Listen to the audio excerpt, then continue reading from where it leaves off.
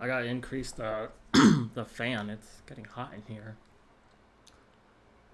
So I'm going to look at the tier stuff, but let me get a video.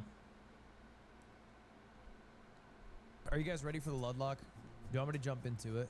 All right, chat. All right, so we need to do the revise one too. So subscription ID.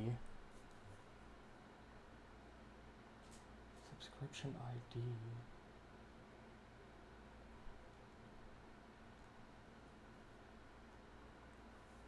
So this is the revise code. So we need to do revise on the subscription here.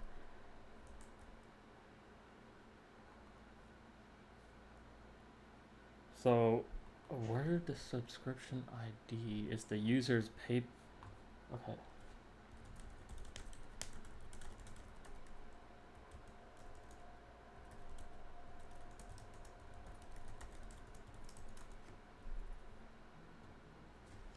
I just started streaming. Now what?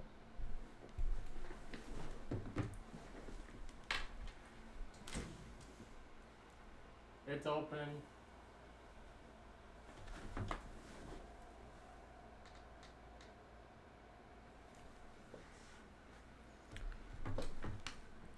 Okay.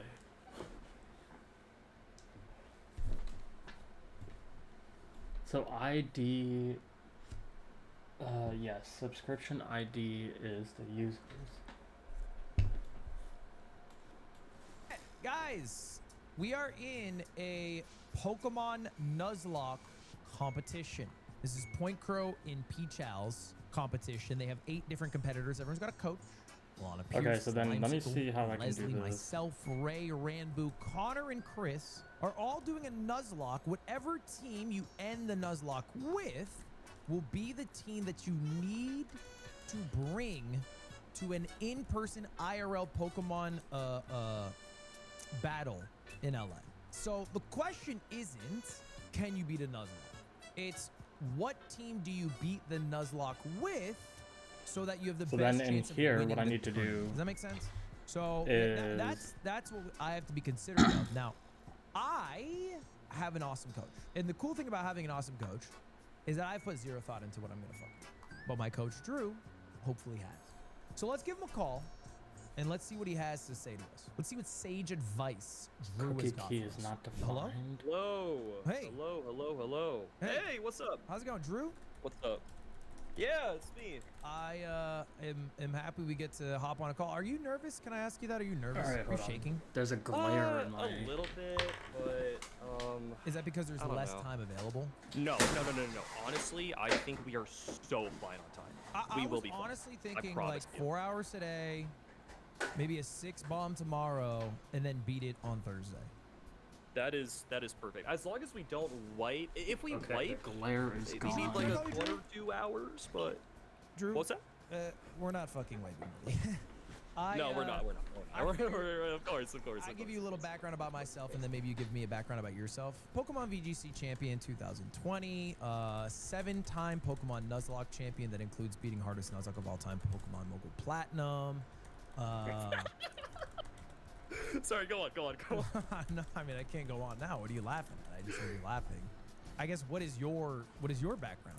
Beat Ferret Omega, Hardcore Nuzlocke Deathless, Blaze Black, Hardcore Nuzlocke Deathless, beat Run and Bun, have the least amount of deaths world record, the Alpha Rad Mariamon BGC tournament winner, beat Emerald Kaizo, Renegade Planet with 0 deaths. There's like a few more in there, but February 1st, 2015, Patriots, Seahawks, Super Bowl. Should have ran the ball. Dude, I can't. Anyway. Dude, I knew you were gonna fucking say that, bro. Okay. Just Now should've let ran me. it. I don't know why you threw it. Let me ask Yeah, ChatGPT. yeah. Just doesn't make sense. You have Marshawn Lynch in the backfield. Fuck, dude, shut the fuck up. I just dude, would've shut the personally ran fuck it. up. Me personally, Dude, I I would've was 13. I was 13. Okay, I was 13, Wait, and you that were gave me 13? childhood trauma. Wait, so you're 23? I'm 23, yes. You young buck. And I'm better at Pokemon than you. Isn't that crazy? I've been better at Pokemon than you for more years than you've been alive. Do you understand that? Like, you got me right now is what I'm saying, but I was better than you. Okay, I see what you're saying. I Yeah, was the better math, than you The math does add up there. From The math does 95 add to up like there. 2010, I was better than you. Okay, I'll give you that. I got more years than you, and I'm gonna make a comeback. It's like a bell curve. Let me ask you. We'll see. All right. Are you Yeah, what's up? forming the team that I should focus on getting? Yeah. So essentially, as a coach, my perspective is you already have a lot of Nuzlocke experience. Jokes aside, you are a very good Nuzlocke. All right, hold on. What I'm mainly gonna be doing is giving you comms for VGC specific stuff. So we're talking movesets, like picking I'm certain. not trying to listen to all this.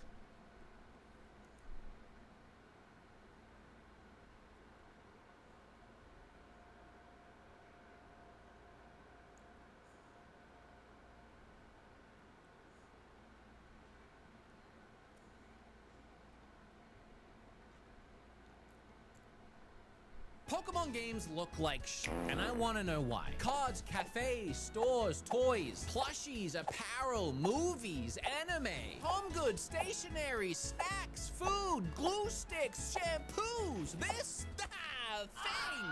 Game Freak have Yep, their this looks grubby nice little now. hands in literally Look at everything. this. And when I say Game Freak, yes, I mean Game Freak. Dating back to 1996, Blue and Red are the first instance of the existence of the entity that is Pokemon. And guess who created and owned it at the time? That's right, Game Freak.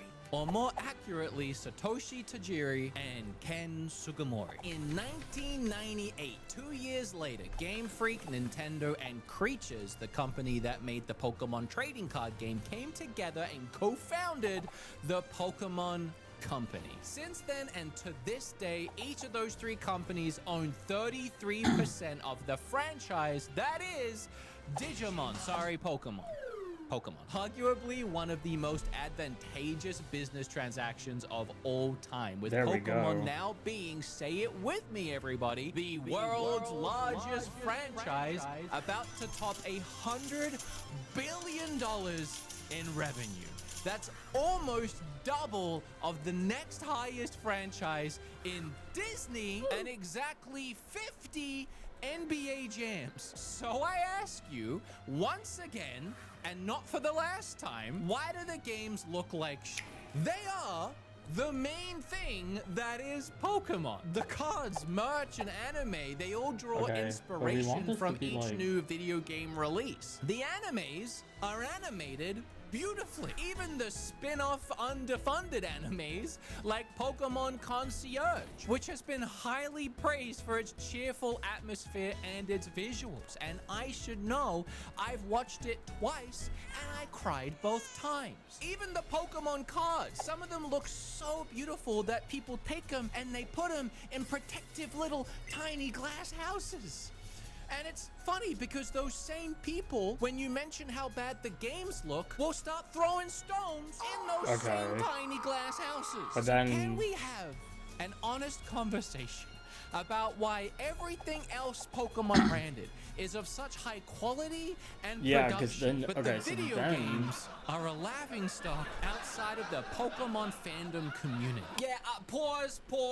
I'm gonna stop you right there, buddy. This video is sponsored by Nixie, and if you can believe it, I've been looking at Switch accessories for almost a decade, and these joypads are easily some of the best third-party So, accessory if I for the log Switch that I in- think I've ever seen. I was immediately blown away by the quality of all their products, both in the way they shipped them to me that had really nice packaging. They sent me pretty much their whole product range, including hold on. this I need to test this. GameCube-inspired keyboard. You can clearly tell this company cares a lot about the way their buttons feel and sound across all their products. 22 different RGB lighting modes, and I found some user-created modes in the app. The keys are hot swappable, and this little dot matrix screen up here, you can program it so easily. I threw the U Joy-Cons from my logo on mine. Moving on from there, they also do a wireless controller. This thing feels like an Xbox Okay, hold on. controller, but you can use it on the Switch and PC and Android and iOS. You know, sometimes like button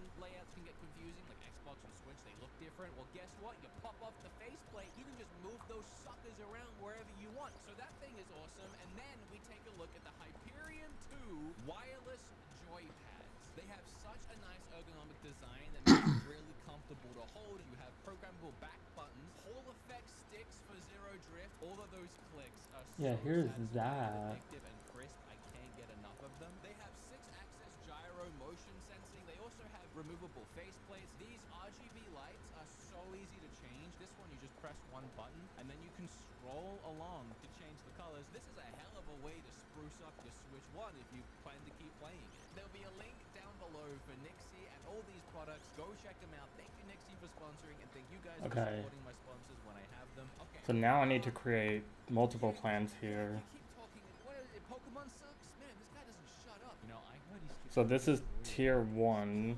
Personally, I'm excited for him. So let me, can I edit this? We'll give you 100 excuses when you bring this up about how as long as the games are fun, yeah, the visuals don't matter. Yeah, I mean, that is inherently true. I mean, look at Witcher 3, the Switch version. That is and always has been Nintendo's own mentality. You know, as long as the game is fun, doesn't matter what it looks like. But how long are we going to use that Nintendo expression to excuse poor game development? Pokemon Legends Z. Oh, don't you leave that comment. Oh, but Game Freak are doing their bestest westest, and the game, it's not even out yet. Yeah, I know. I'm sure that impression of you definitely prevented the comment you were about to leave. It's not just about ZNA. It's about Game Freak's approach to video game development. Okay, so that's tier Switch to the 1, Switch. and So then we have a lot to look at. And in the words of Ash Ketchum himself, You can't undo what's already been done, but you can face up to it. that's an actual quote. See, and then I did tier research. 3. Believe me. I gotta get ahead of this a little bit because I have talked about Pokemon graphics a bunch here on this channel, on my podcast, and whenever I bring it up, people often say the same things. And one of them is, he's not a true Pokemon fan.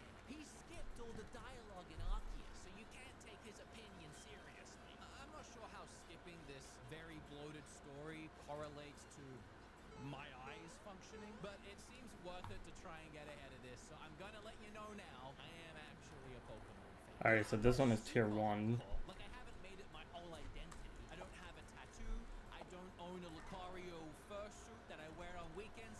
Look, I wish I had both of those things. One of my first games was Red. Who could forget playing Gold as a kid? And so many others. In fact, I played pretty much every mainline Pokemon game. Never played Black and White because it was just that age. Okay, so now with tier 1, if I have tier 1, Black and White remake because everybody says it's the best one. The first time I went to Japan, half the stuff I brought back was Pokemon merchandise. We even made sure to get a reservation at the Pokemon Cafe, and let me tell you, when Chef Pikachu came waddling out to ask me if I liked the meal he cooked, I almost wept like a baby. It was so wholesome. What I'm trying to say is I do love Pokemon, but if you were to put a gun to my head and ask me to name a single character in any Pokemon game outside of Professor Oak and my mom, you may as well pull the trigger. You think when I was a kid, hold on. for the first time, I gave 2 squirts a piss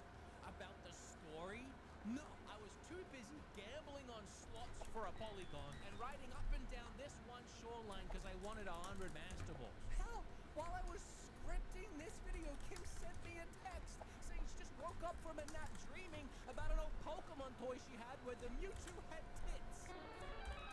We're locked in on Pokemon. Okay, so like this, and Why then does it have tits? I'm making this tier video because selected would be, because 25 million people is a lot of people to buy a video game. But a lot more people bought games like Breath of the Wild and Animal Crossing. And Zelda isn't even in that Wikipedia list of top grossing franchises, which means, yes, it's below entry. so like this, And and then remember when I Breath of the did Wild update came out, this, so shut up about it, how it was a new, breathtaking, innovative, jaw-dropping, inspiring new video game. Don't we want that from something like Pokemon? I feel like these games always get a pass. why is because they standard manage to sell so highlighted? much, but it should be higher, shouldn't it? We as fans, do we not want the Breath of the Wild of Pokemon? Or are we content with the...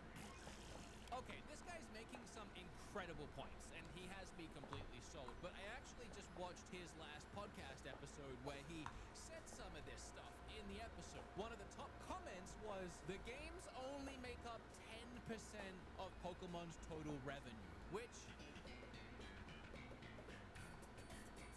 Fan of the podcast, and I love him. I love that they left this comment, because it also allowed me to get ahead of this one, because... Okay, so now 10% of $100 billion with that, is still around $10 to $15 billion just for the video, which is a whole Grand Theft Auto franchise. do I not have And Firefox I'd like to installed? remind you again, something I've already said: the merch, the anime, the new cards, all of the new merch, those come from the video games. So if the video games currently are only making 10% of the revenue, imagine if we made the video games good. That would then trickle down to all the new merch, plushies, and all of that, and boost those revenue and sales even more. I guess I just don't understand the argument that the Pokemon Company makes too much money to try or bother with the video games anymore, when the video games are still making more money than 99% of the rest of the gaming industry. All right. Anyway, back to this chunk. Let me get to the point. I know Pokemon fans hate when other Pokemon fans complain about how the Pokemon games look. And if you try complaining this time around about how Pokemon Z&A look, they'll say, but it looks so much better than Scarlet and Violet. And well, yeah, but that's a really Okay, low so bar. now And Game Freak are the ones that set that bar. This where game is isn't anywhere this? near the industry standard and looks worse than anything else Nintendo is doing, which is already being scrutinized for being behind the times. Saying that this is better than the previous amounts of terrible is like going to your job every day and just intentionally being the worst you could be, just messing everything up, the worst employee this company has, but then like a year later you actually start trying and you do Bro, I need like 5 screens for and this. expect to be praised for being slightly less shit. You could pick just about any first-party Nintendo game and compare it to ZA, even the soon-to-be re-released Wii U game Xenoblade X. And it would be clear that this is not a Swish hardware issue, but an issue of a developer who is struggling to create games post the 3DS. So let's not do that. Let's not compare it to those other Nintendo games. Let's do what Pokemon fans like to do and only compare it to Pokemon's own games. A nice little echo chamber for us to play around in, see how our voice sounds. Hello? We saw in Scarlet and Violet that Game Freak struggles to create competent game worlds that aren't full of glitches, bugs, and low-resolution textures, terrible frame rates, and assets stuck together with spaghetti and crazy glue. You just blink at this game wrong and you'll be falling through the floor. But I think the biggest offender here is that resolution. At the time, fans said, well, at least it looks better than Sword and Shield. However, comparing Scarlet and Violet... Alright, so right now tier 1, tier 2, tier 3 all have 0 subscriptions.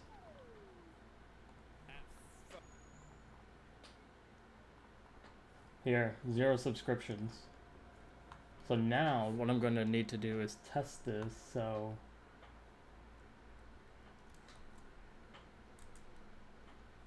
Now, I think this choose your plan thing is like really in the way.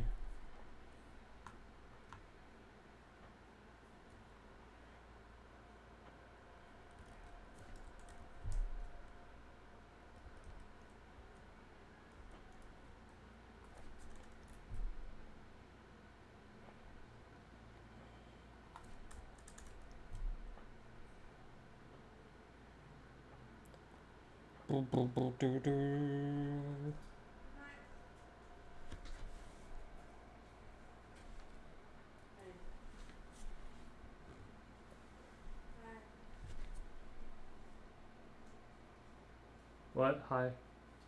I'm streaming. Can you what? Yeah, hold on.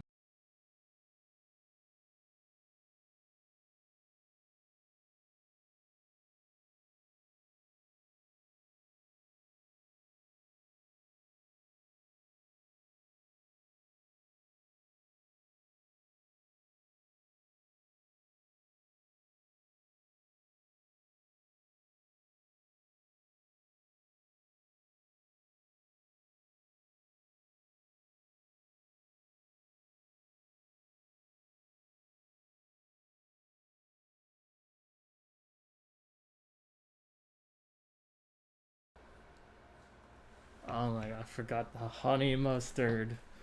I forgot the honey mustard.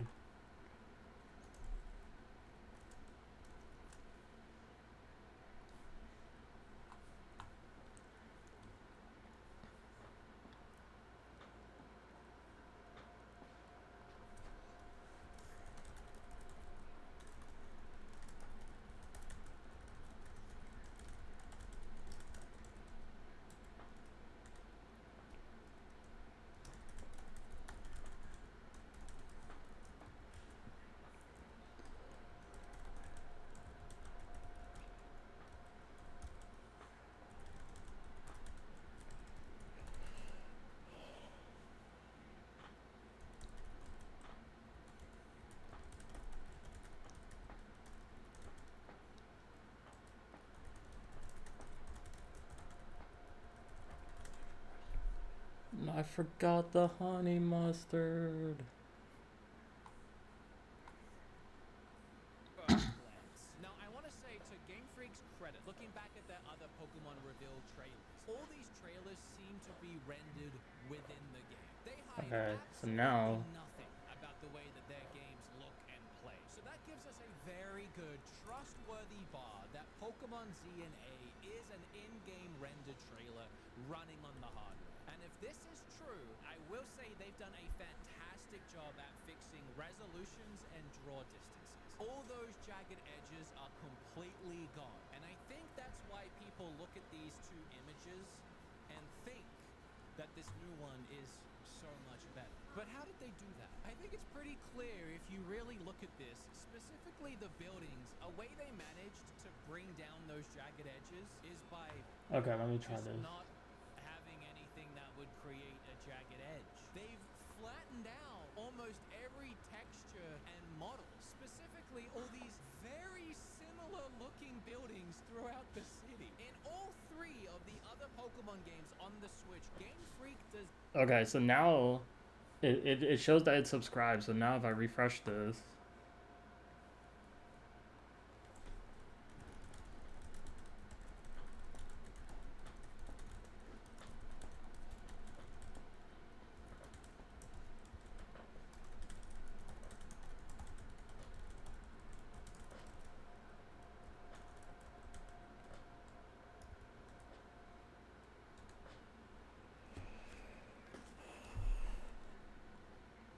Designed the buildings with so yeah, so it shows one tier the 1 architectural designs of the now. buildings, they had depth. They had balconies, awnings, brick, window sills, glass textures, concaves. You know, We need to I test the mean, callback textural somehow designs, still, man. Scarlet but Violet, for I think I need to example, test that with it was deployed. and they clearly took those buildings as inspiration and went to work sculpting them, and they would But be beautiful if you could user see them. subscriptions, now I need to add that. But you know, at least the thought was there. Here, almost every building has the same window. So Just now I need to get Control the user C and subscriptions Control info. V all over it. It's honestly giving Lego. I mean, they're just rectangles with stickers stuck to the front. It's also the same tactic they did use in Scarlet and Violet for the environments, and I broke this down in my review of that game. They took one small section of texture and just copy pasted it everywhere, hoping you wouldn't look at it for 2 seconds and accidentally notice. Incredibly lazy game development and completely voids all personality and life from a city that's based on a city that is so filled with personality and life. Despite some people thinking that this is Tokyo Tower, it's actually the Eiffel Tower, and this city bears resemblance to Plan the ID, city of yeah. Paris. In fact, if you take yourself Oh, we don't even need tier level in there. We have plan ID.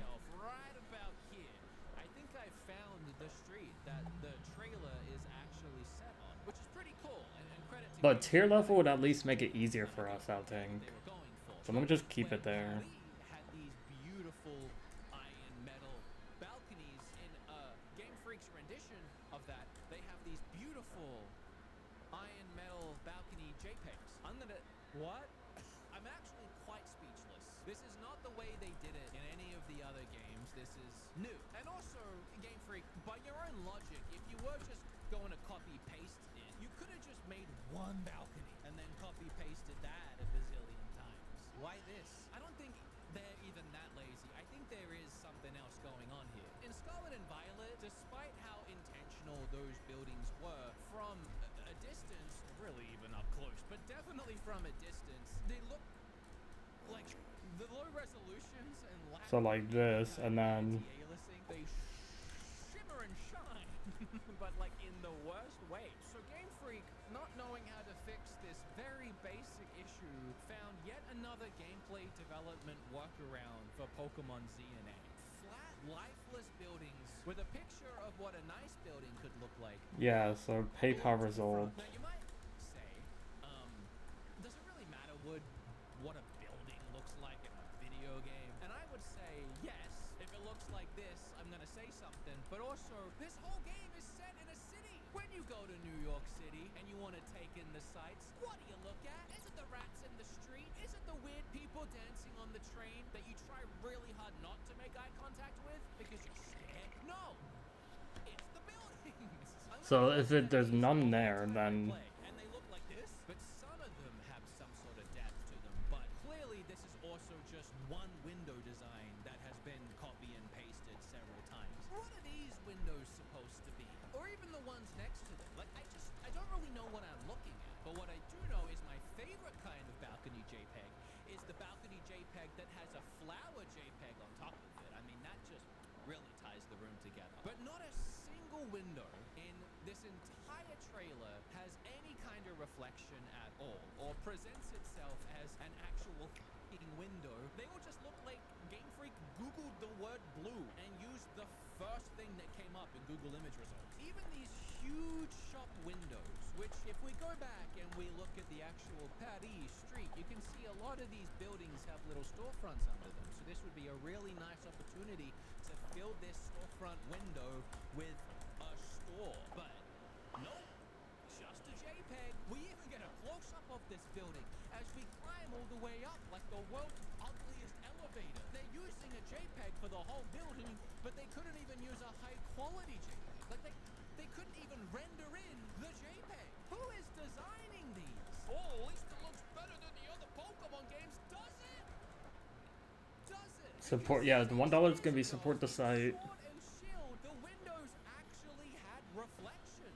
They weren't true reflections. They didn't actually reflect anything that was happening, but it was serviceable and it got the point across. And honestly, looks pretty nice. But I guess this is yet another way that Game Freak found to. Let me see, $1 to support the site, $3. Those in Scarlet and Violet. In fact, the only window I could find in the entire Scarlet and Violet game, and I had to ride around that sucker for way too long, by the way, I forgot how janky it was this one. And I don't even understand what the hell is going on up there. It's just very confusing. Yeah, hi, me again. Sorry, I'm filming this in the future after I recorded a ton more gameplay for Scarlet and Violet. I actually didn't remember how bad this truly was. These characters popping in and out, seemingly at random. It's not even distance-based. And by the way, when I say disappear, I literally mean disappear. Scarlet and You can't go and Violet? find them again. They're just erased from the game. This video isn't supposed to be about Scarlet and Violet, but my god. Also, I was recording footage for the video and I saw this, and I never noticed this before, but it's because I'm so obsessed with Windows right now. Another cheap tactic that Game Freak does in their game is they have this placeholder unrendered in city that looks terrible from a distance, but the placeholder city doesn't have lights in the windows. So when you get a little closer to the city, it pops and fully renders in the actual city, and because it's night, the lights all just turn on. They didn't even make an unrendered in version with lights on for the nighttime, because why bother? But that window.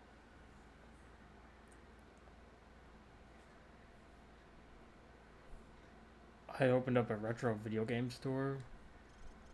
This is my very own retro video game store that I've wanted to open ever since I was a kid. And after almost 2 years of saving up games, display cases, equipment, and more, I thought I was ready. Sadly, I soon realized that opening a video game store is a lot harder and Temporary closed. sounds. Join me on the most incredible yet stressful journey of my life as I try to achieve my childhood dream in just 30 short days.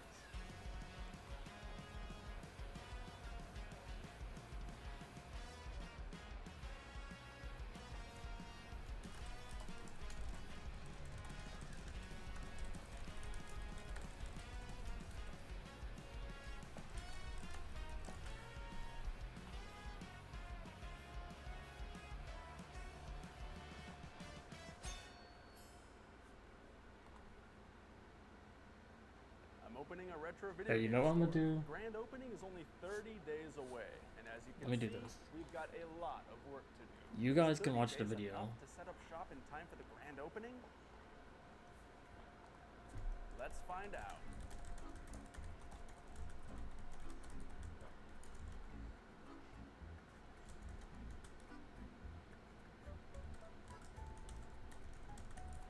After a surprisingly frustrating 2-day process, we were finally able to get some fiber internet installed. But I'm not kidding when I say this was the most complicated internet installation I've ever seen. It's kind of hard to explain, but basically 2 doors down there's one building that supplies the internet hookups for every building around it. And to make things even weirder, the hookups were like inside the back of this place. They weren't even outside the building, so you couldn't just wire it from the outside box along the side of the building.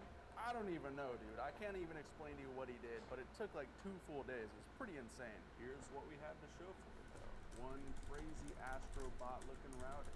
You guys may also notice this random tower fan sitting here. Hey, don't you have AC installed? Well, we should. We have this little AC unit here, and for some reason, the guy keeps coming back time after time. Can't seem to figure out how to get it set up. I'm gonna start moving things in now, but it's just so hot. It gets up to 100 degrees outside here. And inside is probably closer to 90, but we still need to put slat wall along this entire wall, along this wall, All right, hold on. So it's kind of a decent little project, and if it's super hot in here, it's gonna be mad uncomfortable. So we gotta get the AC set up, slat wall installed, and then start bringing in glass display cases. All right, let's talk toilet. I've been seeing a handful of comments asking if the bathroom's gonna be for the public. Absolutely not. You think I want you stinking mother effers blowing up my personal toilet? I don't think so. Sorry, that might have sounded a little harsh, but absolutely not happening. We got some signage going up here in a few days. We got one sign here on the side facing this street here, and we've got this front main sign here which is facing this street. It's really nice though. We got street traffic coming from that way as well as that way. It's a bad example, it's a Sunday, it's kind of dead, but normally there's a ton of cars flying by here.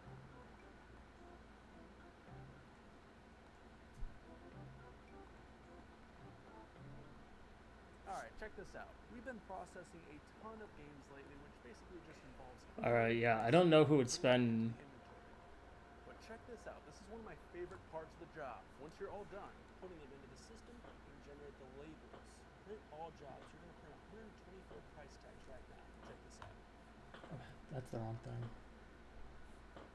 Dang, look at all those tags, baby. All these are going to go to these games right here. That's a lot of price tags. Now we simply got to find the corresponding price tag, slap it on the game, and throw it in our Costco yellow tub. It may look like an absolute mess in here, but honestly, we're making some pretty solid progress. I cannot wait to move all this crap out of my house.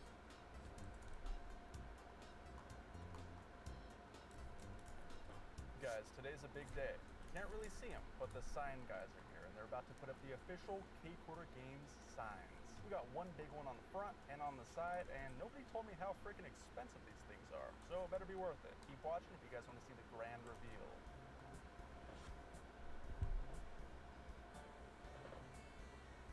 Fuck.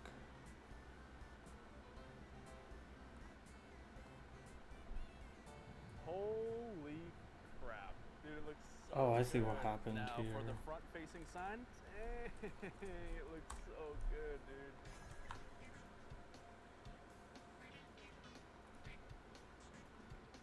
After way more work than I could have possibly expected, we got all of our slat wall panels up and installed. They honestly look so good. I'm super happy with them.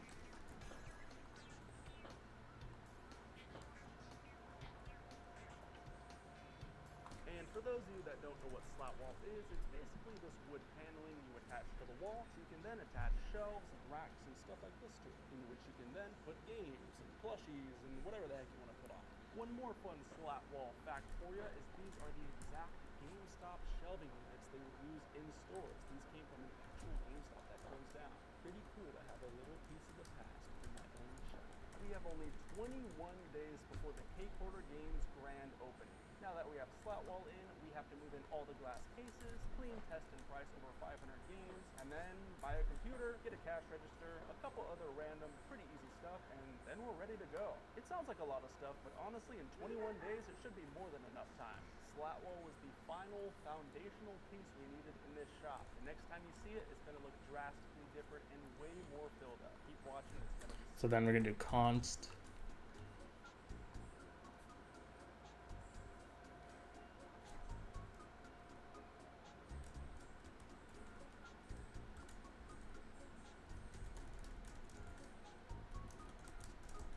This is everything we moved in yesterday. We assembled our strongest men and moved in these glass cases, these GameStop cases, which you may have seen before. This is where they would keep little handhelds, Pokemon games, DS games, stuff like that. And we got 2 of them here.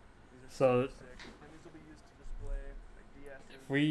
If it's active, because you we just just brought in. This bad boy can play DVDs. We're gonna be watching some Kill Bill later today. Got a little copy code to keep our thirst quenched. Oh yeah, show these. As you can see, these are disgusting, hideous, filthy. These came from a building that burned down. These cases were in a building that actually burned down. These things were caked in soot. You'll still kind of see it up here. You gotta give it a nice cleaning, but these things were absolutely disgusting. Still are pretty disgusting, so that's gonna be our job today. We're gonna clean, we're gonna get these shelves put in here, and get this place presentable.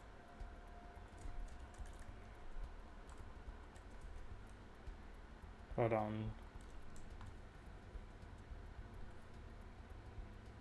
It's not disabled though. Which one looks better? We just got done taking a bunch of displays out of the closet here. We had this thing jam-packed. So now we have all these displays here we're gonna throw in the shop. We got some really crazy stuff here. Mario Party 6 full-size display. Zelda Twilight Princess full-size display. Stay tuned, the shop is gonna be crazy.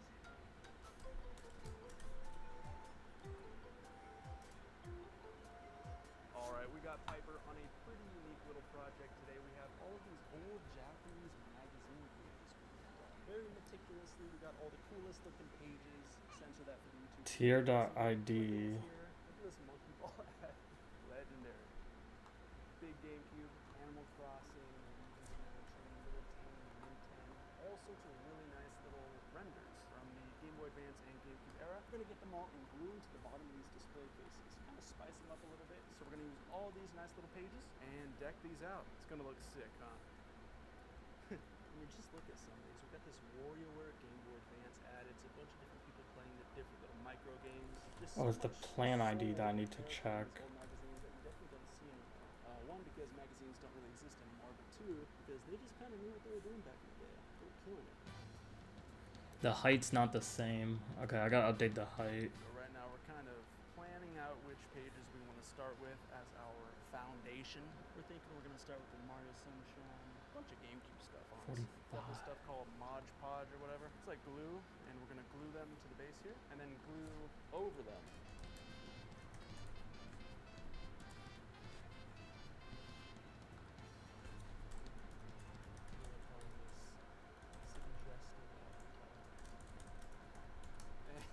Yes, you did. Don't get the wrong idea about this either. Hey,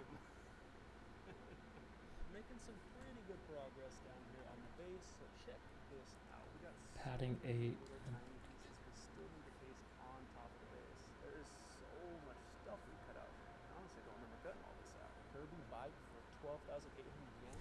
It's like $100. Beta Mario Sunshine screenshot. Look at that beta HP bar. Look at this. A screenshot from the unreleased GameCube Donkey Kong racing game. Looks pretty fun too. It's a shame it was canceled. I always love the fan art they put in those Japanese. Okay, like this, and then Crossing comic strips. shit. Maybe we could just do Why doesn't this. it look like that? Monkey Ball and the GameCube had some of the best advertising I've ever seen, honestly. I mean, just look at this. Ball plus monkey plus banana. Super Monkey Ball. You've got this old school Kirby advertisement for a Kirby toy that shakes around like a freaking maniac. I think this particular toy is actually pretty expensive these days too. Should have bought it back then for like $20.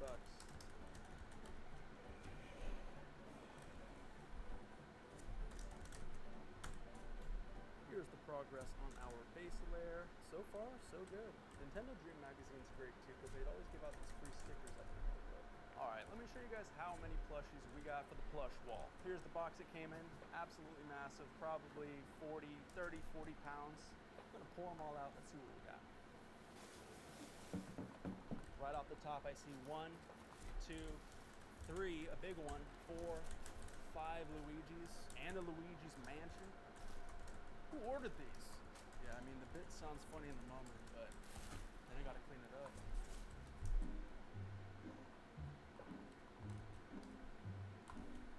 Alright guys, we have 15 days until the Cake Order Games grand opening. Here's a quick shop update. We've started the process of putting these old GameStop racks onto the slat wall. And so far, we've only got one game for sale. We've got a bunch of different Okay, but plush then ready to go up on our plush if- rack, some miscellaneous store displays, and even a little bit of sealed trading card product. We got some Pokemon, we got some Final Fantasy Magic, and we even got some Animal Crossing cards. A little bit of everything. In these bad boys, we have a ton of priced, cleaned, and tested video games ready to go. We've probably got 5 or 6 of these tubs, and it's well over 1,500 games.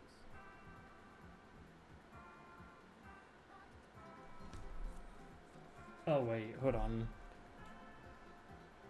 And finally, what I've spent the last 1 hour constructing, this beautiful, breathtaking Zelda Twilight Princess Nintendo Wii Store display stand. Look at it. It's freaking divine. As you can tell by the condition, this thing was never put together. It was brand new, unassembled in the box. And just look at the shiny holographic sword. This thing is right at home in the shop, baby. Where's the cancel button? And the rest of today will be spent setting up this computer, monitor, keyboard, getting it set up on this little computer stand so we can process games in the store. 15 days and the store is a bit of a mess, but we're honestly making some pretty good headway here. We've got a few things left to do, like set up the computer, set up the window decals, and test a bunch of games, but besides that, we're going to be ready. So, 15 days. It's going to be close, but I think we'll be able to pull it off. Keep watching and see if we do.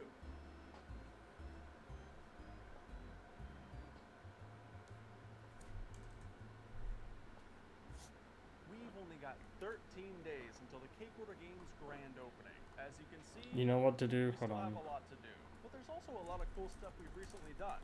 So let me go ahead and show you guys. Starting with the TCG section. It's not too crazy yet, but we have these Animal Crossing cards. I'm really proud of these because you never really see these. We've started putting displays up like these super neat Mario Kart World displays. Not only do we have the Toad and Donkey Kong, but we also have Peach, Mario, and whatever his name is. Check it out, Mario's even drinking a freaking Yoshi soda. I also found a nice spot for this giant Mario golf box. Golf and a whole lot more. Check this out, we got a merch section, baby. We got some shirts, we got the classic OG design, the modern design, as well as many hats as you could possibly desire. Here's one of the GameCube cases, which is already looking insanely stacked, and I even found the perfect corner for this colossal Animal Crossing New Horizons display. This thing's huge and getting kind of old at this point, so it's kind of falling apart. Thankfully, we have it in its new forever home. The rest of today will be spent setting up the computer, cash register, and testing a bunch of games. 13 days, guys. The time is certainly ticking, and I'm starting to feel the pressure. Wish me luck, because I'm certainly gonna need it. Alright guys, it's been a couple of days since I've done an update video, but we are 10 days out from the grand opening. And we've honestly been doing a lot of great work here. And I got a lot of work left to do, so let me give you guys some quick updates. First off, let me give you guys a quick pan of the shop. A couple things have changed since you guys last saw. We finally got our plush wall mostly set up. This is 99% of the plush we got. There's still a couple of gaps, but overall it looks pretty sick. And again, I don't know who ordered this many freaking Luigi's. We've got this really big Mario Kart World / Switch 2 tower thing, but it's missing a couple panels on the side, so I don't know if this is gonna stay. It looks kind of whack. There are a lot more games filling in the wall here, and it looks a million times better already, even though it's still unfinished. Oh yeah, look at this. We got the Tulip AC tower here. Shout out my Tulip fans. We got the merch corner looking saucy, and the GameStop display case finally set up and housing some very expensive Nintendo 3DS systems.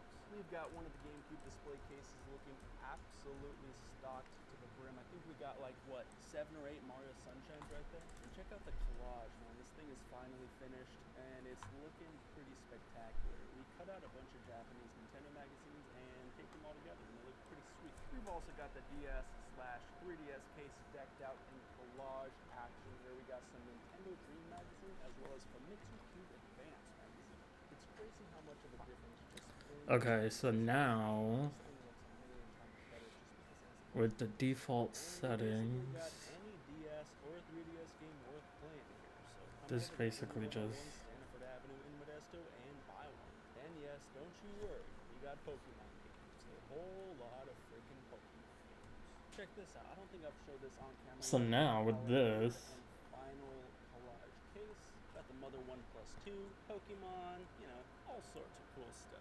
And finally, the display. create corner. subscription. Got a Okay, big but Mario then Color Splash, Geist, Animal Crossing New Horizons, and this delicious Mario Party 6.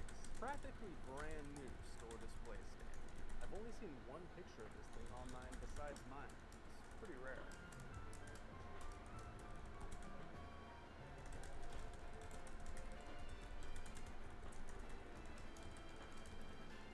Man, I freaking wish these games were still 20 bucks. 10 days, the clock is ticking, so let me get back to it so we can actually open this place.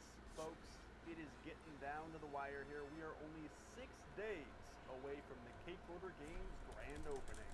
And as you may or may not be able to tell, I am pretty exhausted looking. I got bags under my eyes, but dang it, we're frickin' grinding. Even compared to my last shop update only a few days ago, the shop is looking probably a trillion times better. We got most of, if not all, the trading cards priced out. We got some Animal Crossing cards, some Pokemon on the top, some Animal Crossing booster boxes, and some Pokemon set products. We got N64 and Super Nintendo. GameCube looking still pretty frickin' stacked. We're still adding to it every day. but where's the Switch 2 handheld subscription? It is pretty much 95% full. We can only hold a few more games on this thing, with a little bit of DS cartridges in the corner.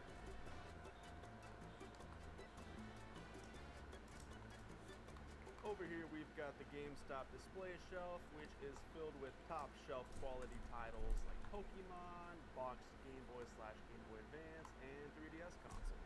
Check this out. This is something a lot of game stores don't do. We're going to be selling various video game promotional items. We got rubber bracelets, mini N64 flashlights, t-shirts, shopping bags, press kits, all sorts of super cool stuff you'll pretty much never see anywhere but eBay.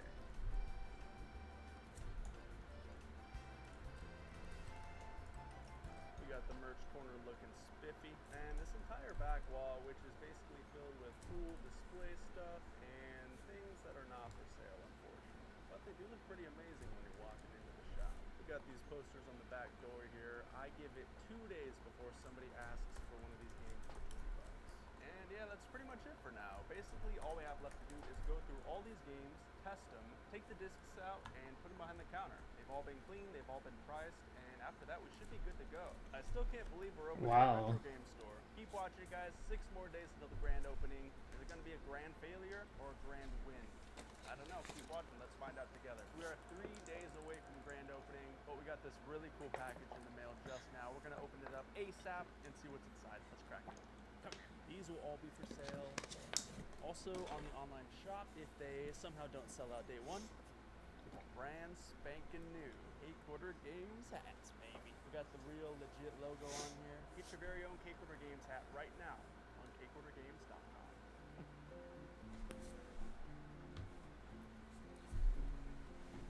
Hold on. Guys, we got 2 more days until grand opening. This is pretty much how the shop's gonna look. It's 95% finished. Take a look. Pretty sick, pretty sick. It is jam-packed full of games, displays, merch, collectibles. Store's looking sick, but I got 2 more super cool things to show you guys. One, being the giant grand opening scissors. These were $55. And we'll probably only use them once, but hey, we had to have them. Second of all, check this out. We got something pretty sick. Okay, so then when we switch to the plan, we got the do window revise. decals put on, dude. They look so nice. They came out actually perfect. We got Mario, Luigi, Pikachu, Toad, Sonic, Steve, Minecraft. We had to put him on there. I mean, he's too famous. Bite, our own original character. Little blue Pikmin from the GameCube era. Ape Escape. And check it out, it doesn't end there. Got a little bit of action around the corner as well. Chibi Robo, Jeff. Come on, we even got Sackboy, dude. The decals look amazing, but check this out. It gets even crazier. Can't really see in. You can kind of see if you get really close, but you come inside. Look how beautiful the shop is, and then you turn around and you see how clear it is outside the window. It's almost like it's magic. Look at this. Out. It like what? How does that work? I don't know, it's kind of impossible, but it's pretty sick. 2 more days, grand opening. This might be the last clip you guys see before the actual grand opening, so wish me luck. I'll report back in 2 days, and you guys are gonna see it. You guys are gonna see all the footage here. Keep watching the video, don't click off, trust me. Guys, tomorrow's the big day. We are 1 day away from the Game Okay, Games grand revise opening. subscription. And before things get crazy tomorrow, I just want to take a second and reflect on the journey we took to get to this point. I look like crap, I know, please excuse me, I've been grinding. But honestly, man, I've been wanting this for a long, long time. Ever since I was like 12 or 13. Owning a video game store kind of just seemed like one of those impossible, far-off dreams that you can only dream about. But somehow we ended up actually doing it. The fact that we were somehow able to open our very own retro video game store still doesn't sound real to me. I remember when I was like 12 or 13 tops, I would be watching channels like Pete Door on YouTube, and he actually put me onto the idea of game collecting itself. I thought it was such a cool concept for a hobby, and I couldn't believe I'd never heard of it before. Of course, the next logical thought is, how cool would it be to have a retro game store of my own? And that was over 15 years ago. I know I'm kind of dating Wait, myself store here, but revision attempt in your anyway, I don't database know so you what the can point of match this it whole later. is. I'm kind of rambling, but I think I'm trying to say, if you guys got a dream, go for it. I seriously never thought I'd be doing this, but here I am. So if you guys have literally anything you want to do in life, any sort of dream, please, I urge you to try to do it. Even if it's just one little baby step, those add up. Anyway, I'm 1000% yapping at this point, but I love you guys. Thank you for watching. Thank you for keeping up with this journey, and wish me luck, because tomorrow morning, I'll be opening up my very own business for the first time ever. I'm confident, nervous, but excited. I know it's all gonna go good. I hope nothing crazy happens. Knock on wood. You guys are the best. I love you all. Thank you so much for watching and keeping up with this journey. Grand opening is tomorrow morning. I'm gonna get some food, get some sleep. Wish me luck, boys. I'll see y'all tomorrow. Why is it not? Oh wait.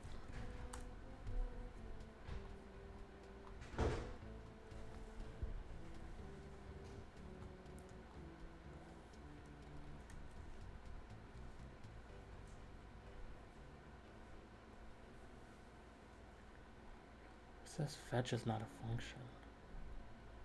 It's the day of grand opening. We have about 40 minutes till we open. There's already probably 25, 30, maybe 35 people out there. I'm pretty nervous, not gonna lie. I feel good, I'm excited, I'm confident. I'm gonna go out there, interview the people, see what time the first guys got here. I think they got here super early. We're gonna find out, give some stuff away, and just get the people hyped.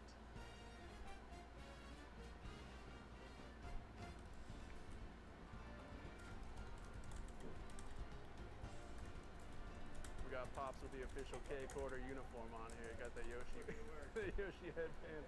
Viper with the, what is that, boo hat? I just got the normal CHG cap, nothing too crazy. All right, we got more giveaways, raffle tickets. One for everybody. Here you go, bro. Here you go. I wish you guys the best of luck. May you guys all win a beautiful, beautiful prize. Here you go, here you go. Raffle ticket. That shirt No, goes but- hard, bro. Hey, get this guy's shirt. That's sick. Yeah, that's awesome. I'm surprised we had 0 Luigi's today. I might have jinxed it though, I don't know. There you go, raffle tickets, raffle tickets.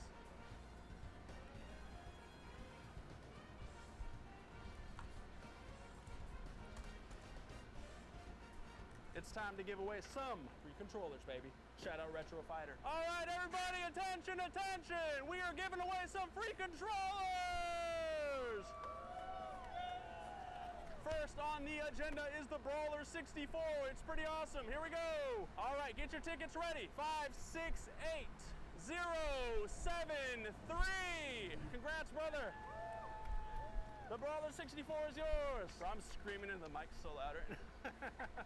0, 4, 4. Yeah. Woo. It's a real, it's not rigged, I swear. There you go, bro. Thank you. Congrats. Congrats. Congrats. An Xbox controller. Hey, shout out Xbox. Here we go. 032. 032. Yeah, there he is. Hey, you gotta get one now, bro. What is this? A Dreamcast wireless controller. That's pretty cool, actually. Lucky number 007007.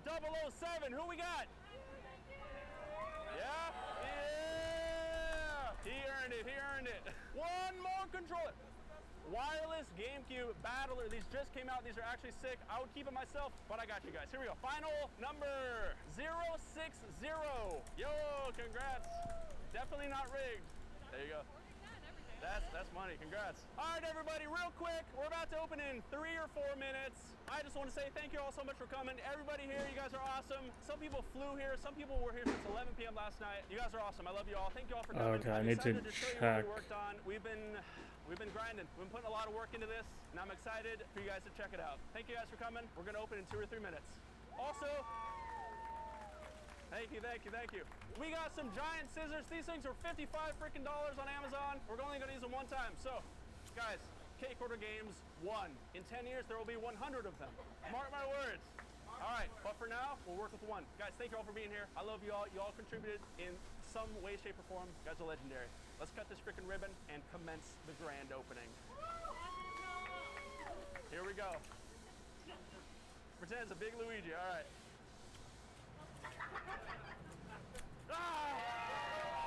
Okay, this goes to the product ID. Thank you guys for coming. All right. Yeah!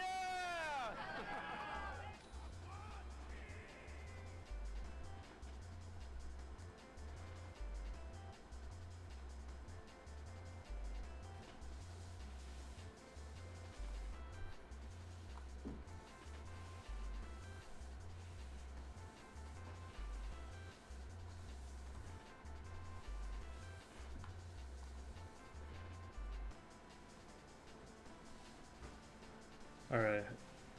Why is this not working?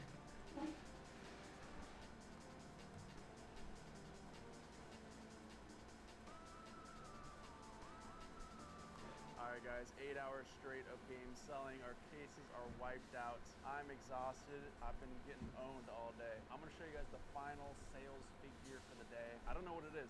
I honestly don't. I haven't been keeping track, but let's check it out. All day, we sold 14,182. It's pretty good. Hey, shout out to 182. We sold 14,182. Jesus.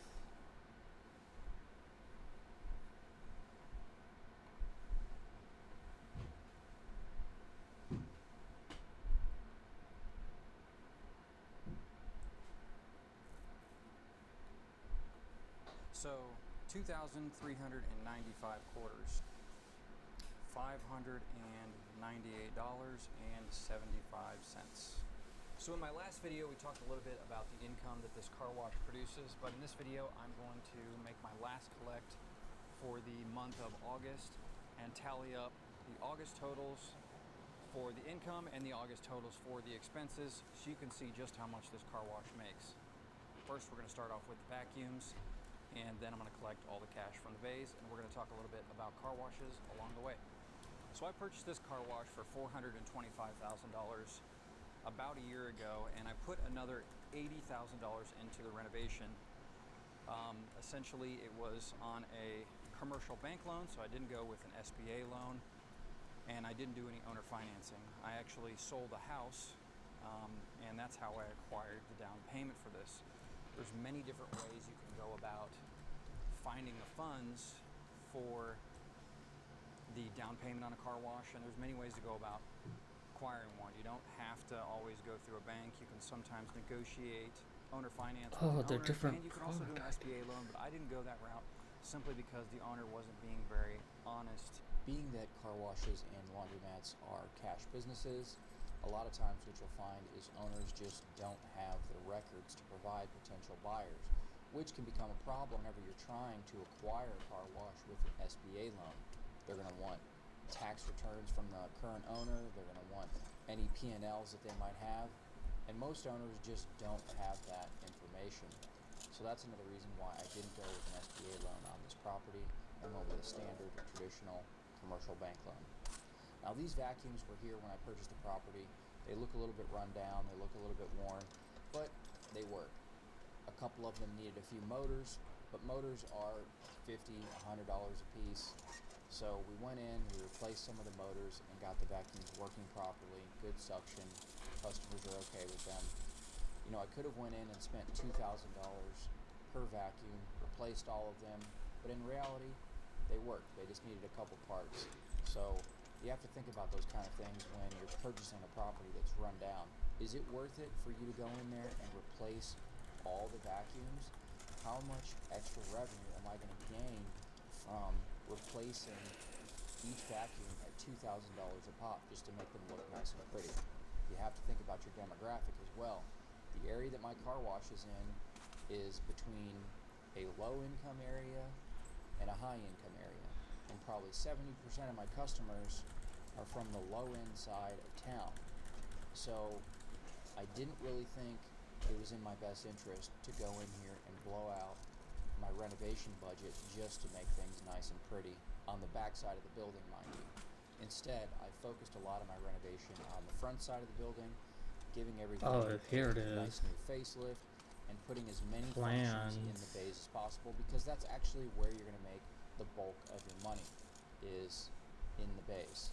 Although vacuums don't cost much to operate, they don't bring in the bulk of the revenue. What you want to do is install functions in the bays that are going to keep people in the bay spending money. That sucker is full. How do I deactivate this? One thing that I wasn't able to fit into my renovation budget was air dryers in the bays. Now those would cost probably about $3,000 to install. That includes labor and the actual dryers themselves, but they could possibly increase my revenue of this car wash another 15% a year, which is pretty substantial when considering that this car wash already does over $250,000 gross a year. That could be another $37,500 on top of my current gross revenue that those air dryers could bring in. But considering they're $3,000 for each bay, and there's 8 bays here, forking out $24,000 just wasn't on the priorities this year. So at one point after I installed an automatic here, I had talked to some other owners that had self-serve car washes with touchless automatics at their locations, and they basically had free vacuums, and they suggested that simply because you're trying to compete with tunnel washes when you're a self-serve car wash to some extent, if you have an automatic, that is. Okay, so how do I Self-serve disable? customers are a completely different demographic than people that want to go to a tunnel. But if you have an automatic at your location, you want to try to compete with them, and they all have basically free vacuums. These tunnels do. So it was recommended to me to try free vacuums at one point, but since I have went free and switched it back, I now track all the income that comes specifically from the vacuums, separate from all the income that comes from the bays. And the reason that I don't do free anymore is I'm not in an area that kind of supports this, and my automatic didn't really make up for the loss in revenue from the vacuums. So I didn't boost my sales enough to outweigh the cost of going free vacuums. Hard for me to calculate whether I got any more customers that used my self-serve car wash or my automatic, I guess specifically for the free vacuums, but nonetheless I switched back and I've been tracking it, and up to this point it's been about $2,000, $1,500 to $2,000 a month only from the vacuums. Let's go ahead and run the tokens and the coins through my counter and see what we got. So I'm just going to speed through this here. This is just separating the tokens from the quarters so I can get a count on how many tokens were purchased to use the vacuums and separate them out from the quarters. That doesn't get added to my revenue. That count is actually in the cash in the bill dispenser. What we want to do is just get to the counting of the quarters. So I'm just going to speed through this real quick.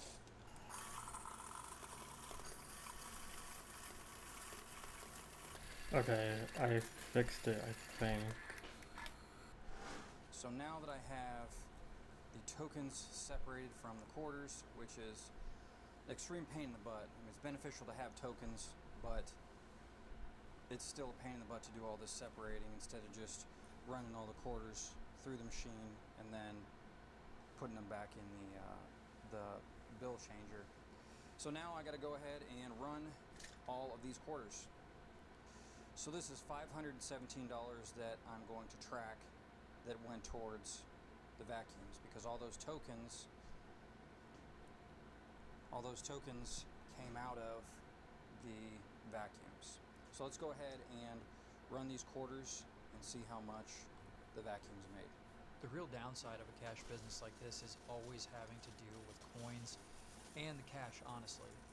At my location, I run about 30% credit, 30% cash, and 30% coin. So no matter what you do in a business like this, even if you are at a location that runs more credit than anything else, you're still going to have to deal with the coin and the cash. So that means coming down to the car wash, collecting all the coin, loading it up, taking it to your local bank, and sometimes banks aren't very easy to work with when it comes to cash and coin. A lot of people ask me how I actually take it to the bank. At some banks, they actually require you to put it in the rolls. At some banks, they Hold require on. you to actually separate out all the bills and put everything in $100 bundles. Luckily for me, I don't have to do that. However, it's still a huge pain in the butt. Conversely, it actually helps with your taxes every year. So I guess it just depends on what you're willing to deal with. For me personally, I'm tracking every single bit of my income. That way, if I ever decide to sell this thing, I'm not ever having to be questioned by a potential buyer as to the whereabouts of whatever income I'm stating or claiming in order to determine a sale price for this. And in my particular area, these are trading at about 4 times gross. So let's say this makes $200,000 a year. This could potentially be worth $800,000. So you want to be very mindful of how you're tracking your expenses. Are you going to keep this for a long time and it's not a big deal if you track your expenses or not? Or are you looking for some kind of exit strategy? You want to have those things in mind if you're ever going to own a car wash. Again, for me personally, I'm tracking every single bit of my income and my expenses in order to make sure that I give a potential future owner the right numbers when they're determining if they want to purchase this or not. I wouldn't want anybody to run into the situation like I did whenever I was looking to purchase this, pretty much in the dark, having to determine whether the owner was being honest or not.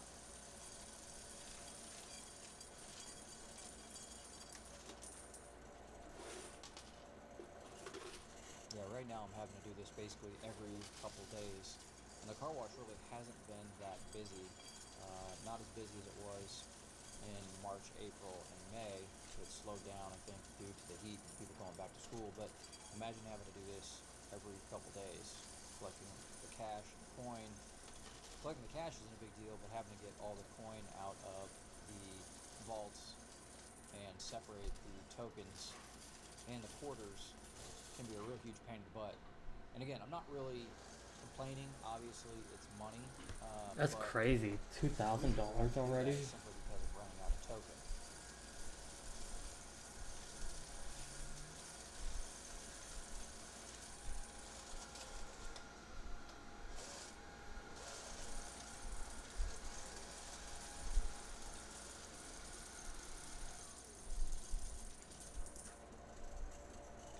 So 2,395 quarters. Oh, $595 I thought that was dollars. and 75 cents. Now let's go collect the bays and get the money out of the hopper and see how well I did this month. If you stuck around this long, I really appreciate it. If you'd go ahead and click that like button and subscribe, I'd appreciate that as well. I'm going to be making more content on the car wash. Hopefully these videos will get better. But if you stick around to the end, I'm going to tally up the totals for the month of August for the gross revenue and the expenses.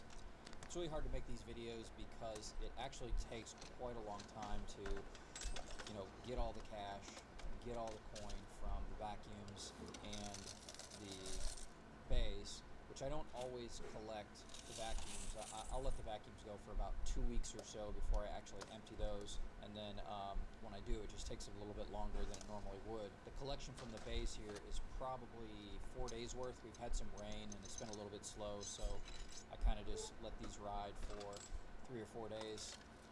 And the collection from the vacuums is about 2 weeks worth. So every 2 weeks I pretty much go in and empty out those vacuums because they don't really normally have a whole bunch of coin in them. Problem is, now that I went back to paid vacuums, they do suck up a lot of my token, and that actually makes it where I have to empty the bays much more frequently because for their vacuum are per vacuum every single month. So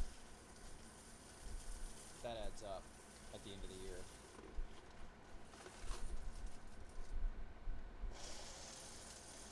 So we're finally at the quarter counting for the money that came out of the bays. I'm just going to go ahead and cut out the part where I separate the tokens from the quarters. I don't count the tokens that are separated out. So I get some people to ask me if I'm double counting or not. No, I'm not double counting. I do not have quarters that are dispensed from my bill dispenser. I have tokens. I do not count those tokens. I count the cash that is put into the bill changer Okay, so and exchanged for the token. that's So 2 we're on the weeks. final lap here, counting these quarters.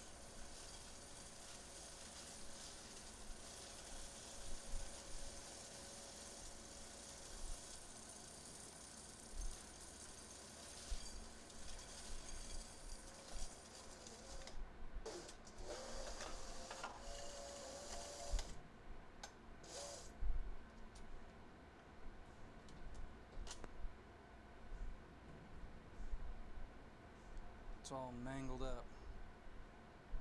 This is how your coin jams happen as well. People try to put these messed up quarters in here. They got gunk on them, or they're just chipped up and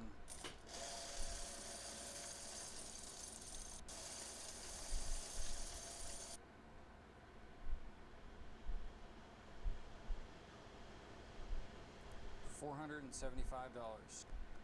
Now the last thing I do here is get my cash out of my bill changer. That's all she wrote. See, it's pretty empty. That's another reason I had to come by here and collect the cash. Even though it's the end of the month and I'm trying to tally everything up, I'm running out of tokens because another benefit of tokens is they actually just walk off. Someone will come up here and they'll get $5 worth of tokens, and they might only use $4 worth of those, and then they stuff it in their pocket. So these cost me like 52 cents to actually have made. They're custom tokens, they're high security, so 52 cents. And someone comes in, they put a 5 in, they only use $4 worth of tokens, they take that other token and they toss it out. And I actually end up making money on that. It's called walk-off tokens. So I ordered 2,500 tokens maybe 3 months ago, and I'm down to about 700. So I'm not saying all of those just don't ever get used again, but there's a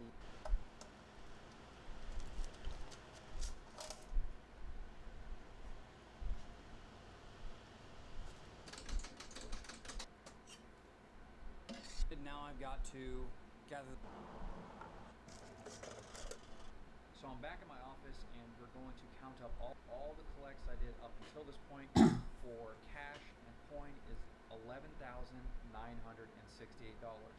So whatever total we get here today, we're going to add to that, and then we're going to add the totals from the credit cards for the automatic and the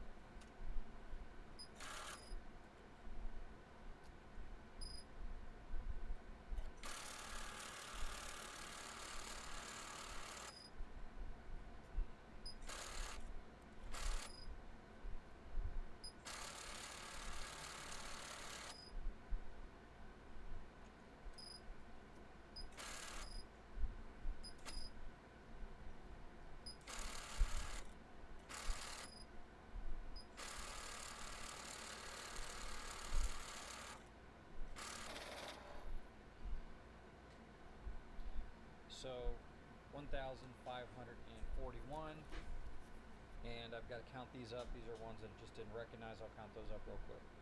So there's 25 here. So 1,541 plus 25, that equals $1,566. So $11,968 plus 1,568 is $13,534,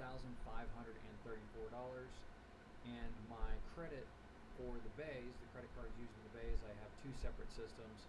One of them are NYX readers for the bays, and then it's WorldPay, which is a separate credit card company for the automatic. For the bays, last month's total was $5,696 Jesus. and 25 cents. So that's $19,230.25. And now I've got to add the totals for the credit cards that were ran through the automatic. The credit card revenue for the automatic was $1,494, so $19,230.25 plus $14.94 is low. Honestly, halfway through $98 for the month of August, which is extremely hot and seemed extremely slow. Honestly, halfway through the month, I didn't think that it would be over $20,000 for my gross revenue. And my total expenses for this month are $6,829.32. That includes paying for the utilities. Water bill was about $1,000. The electric bill is about $400, and the gas bill is about $200. That includes my chemical. That includes my repairs. Oh my that God. includes paying someone to come clean every single day, which brings my grand total for my cash flow for the month to $11,342.19 after my mortgage.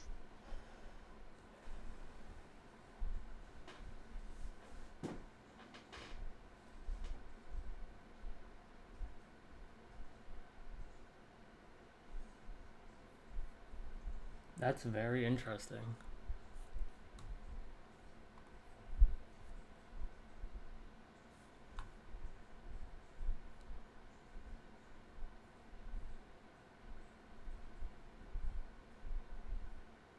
New Gen 10 waves and winds.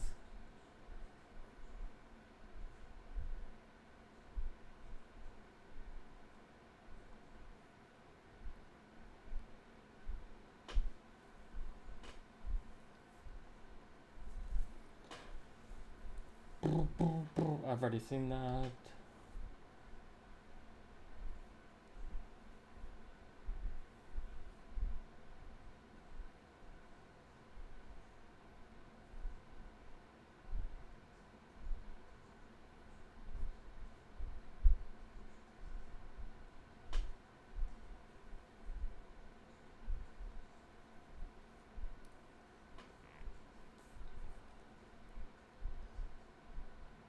Any large amounts of United States currency in the vehicle? How much money you got in there? Okay. This marks the very moment. How much money you got in there? Okay. This marks the very moment when police pulled over a combat veteran and took his entire life savings. Says it's $100,000. It's in a Ziploc sandwich baggie. You must have had your ears burned because I was complaining about not having enough hundreds in my drawer. On February 19th, 2021, a retired Oh my Marine God, is pulled over by PayPal. the Nevada Highway Patrol when he makes a bizarre confession, leading officers straight to a huge stack of cash. As surprising as this is, the events that follow will prove to be even more shocking, resulting in intense public scrutiny and a lawsuit that plans to challenge the American legal system. Driver of this vehicle was following that red and blue semi-truck too closely, less than a second following distance. He's driving under the speed. Stop him up here in Mustang. Make sure everything's okay. Officer Chris Brown pulls over Chris Stephen Long Brown. of Lubbock, Texas. Travel appearance. Okay, so let me see if this works Hey, now. good morning, Trooper Brown, Nevada Highway Patrol. How are you today? I'm doing great. Hey, the reason I'm stopping you with a special enforcement campaign going on, we're trying to educate drivers about violations they may not realize they're committing, but we're seeing a big increase in crashes out here. First, applaud you on your driving. You drive great. You're driving really slow. It appears that you're trying to drive safely under the speed limit. I appreciate that. I just want to talk about your following distance, especially around commercial vehicles. Came up behind a red and blue tanker truck, a little bit too close behind him. You gotta navigate that. You got your driver's license with you? Awesome. I appreciate you, though. Yeah, I appreciate that, man. Do you have a registration card with you? Well, it's a rental car here. Okay. So I do have my rental. If you don't mind, it's whatever you need. Okay, yeah, that's fine. Any weapons in the vehicle? Oh, perfect. Yeah, I can grab the rental car. That'd be great, man. Stephen tells the trooper that he's going to Portola, California to visit his daughters for the weekend before heading back down to Texas. He answers all of Trooper Brown's questions without hesitation and appears to be in good spirits, completely unaware that this seemingly average traffic stop Why did this will soon not- transform into an all-out nightmare. You said your daughter lives up in Portola? Okay. They both up in Portola? Yes. Come on over here, man. You a fighter? fighter? Yeah, you got a tap out shirt on. Well, I've got a lot of training. I'm a retired Marine. Okay. Yeah. Nice. What'd you do for the Corps? Well, I was a data chief initially, but then they changed the MOS to cybersecurity chief. Okay. When'd you get out of the Corps? I got out about 2 years ago. Give me a second, man. All right, stand right there. Ever been in trouble with law enforcement before? Never. Okay. While Trooper Brown Hold on. radios in Steven's information, Steven truthfully answers all the questions about his job, hotel reservations, and weekend plans. However, Steven will soon find out that this lighthearted chat might not be as innocent as it seems, as Trooper Brown is about to reveal that an unsafe following distance may not have been the only reason he was pulled over. Hey, while I'm working on this, let me ask you something, man. This is going to sound kind of weird. Part of my job out here is I do what's called highway interdiction. I look for people that are smuggling contraband through our state, across the country, weapons, humans, drugs, illicit currency, things like that. Anything in the vehicle I should be aware of? Okay. No firearms? No explosives? Okay. Is there any drugs in the vehicle? Cocaine? Yeah, I gotta ask all these silly questions, right? Okay. Any large amounts of United States currency in the vehicle? Okay. What's a large amount of U.S. currency to you? Okay. So there's over 10,000 in there? Okay. How much money you got in there? Okay. Fair enough. Fair enough. Would you give me permission to search your vehicle today? That's okay with you? Okay, perfect. Dog, every time I try and Belief in their own innocence, log it's in. advisable to not consent to a search of one's vehicle under any circumstances. Although he has the right to refuse, Stephen voluntarily agrees to let the trooper search his car, completely unaware of just how much he will come to regret that decision. As Trooper Brown gets the paperwork ready, Trooper E.J. Tumanoval arrives on the scene. Big shot this way. Come out to see my daughters. Right on. Out here in Reno? Out here in Reno? Yeah. Well, California. They doing okay? I know you guys are suspicious. I'll ask lots of questions so I can get to the... Yeah, I'm not really worried about anything, so I'll give you any information you want. As Trooper Brown gives Stephen the paperwork to read and sign, Trooper Tumanoval heads to his vehicle to get his sniffer dog, Jill, nicknamed Jillybean, to see if she finds anything suspicious. Jillybean, Jillybean, Jillybean.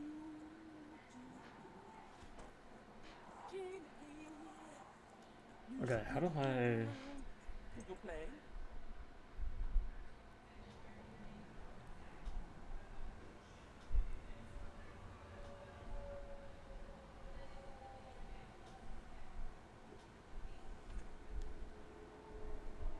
While some dogs sit to signal a positive hit, other dogs are trained to freeze, just as it appears Oh wait, Jill it does while says... searching the car. After letting Trooper Brown know it was a positive alert, Trooper Brown searches the contents of the trunk. Oh, it says tier 2 is active. Backpack.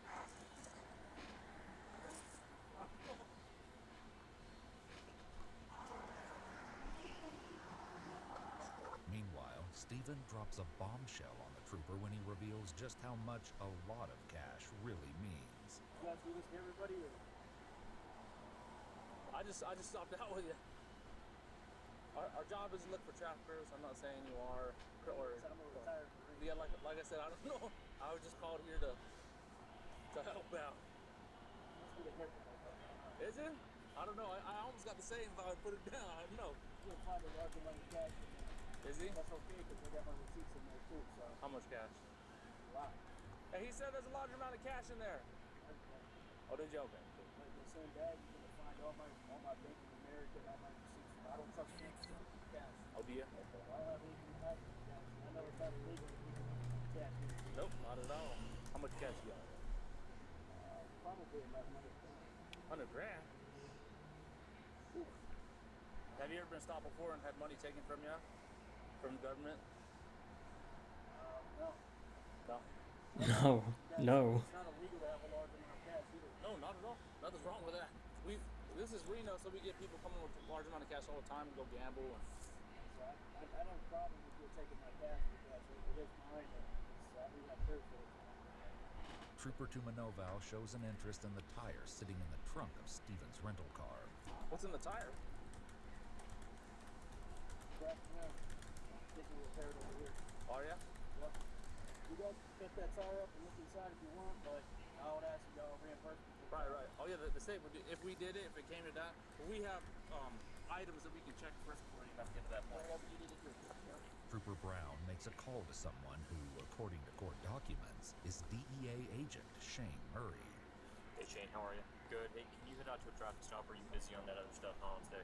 So far, I'm still searching a car, but a big bundle of money. It says probably at least 200,000. After telling Agent Murray their location, Trooper Brown continues to search the contents of the trunk.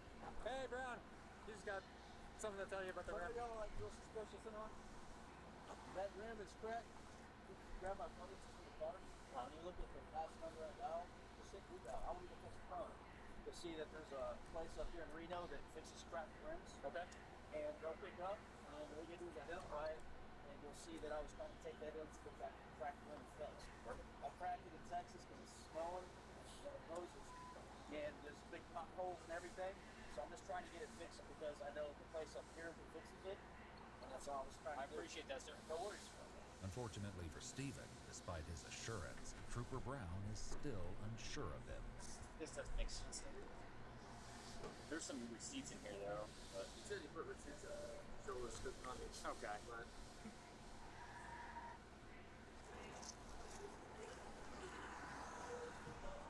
All right, man. So here's the deal. All right. I think you're a good guy. I'm a good day.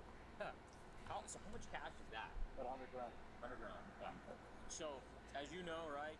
I'm a vet. He's a vet. You're a vet. It's not illegal to carry currency. That's currency. No, sir, it's not. It does, though, make us ask some questions on why someone has 100,000. I can understand why you don't trust banks, especially in this day and age right now. Discipline and lots of savings.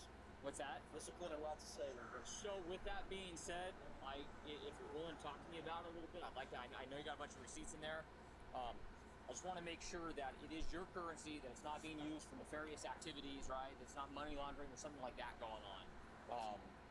That's the questions that are raised, that potentially money laundering or something like that's going on. So That money right there is for my 2 daughters.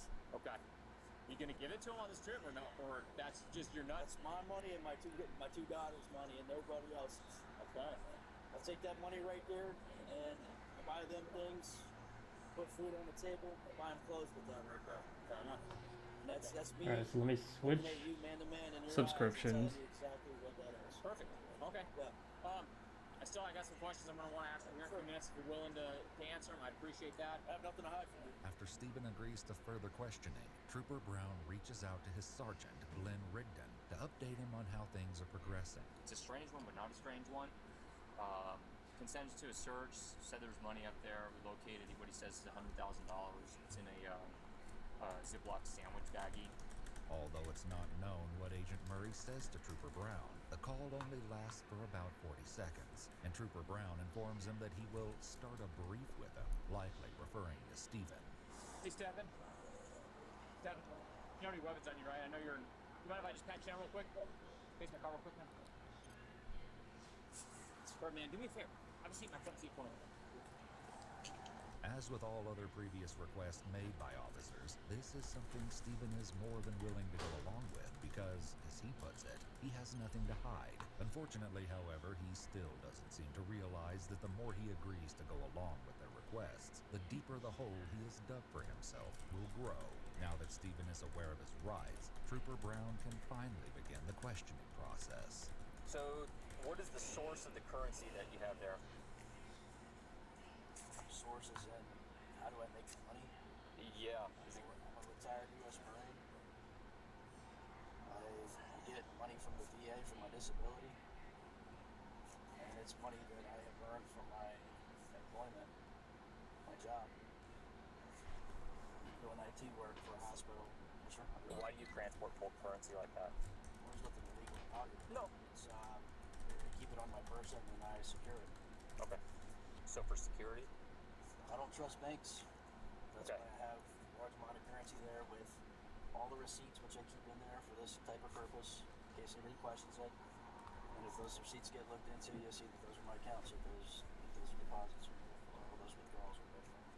Stephen goes on to inform the trooper that he owns a debit card and only uses banks for direct deposits before he answers even more questions about the money.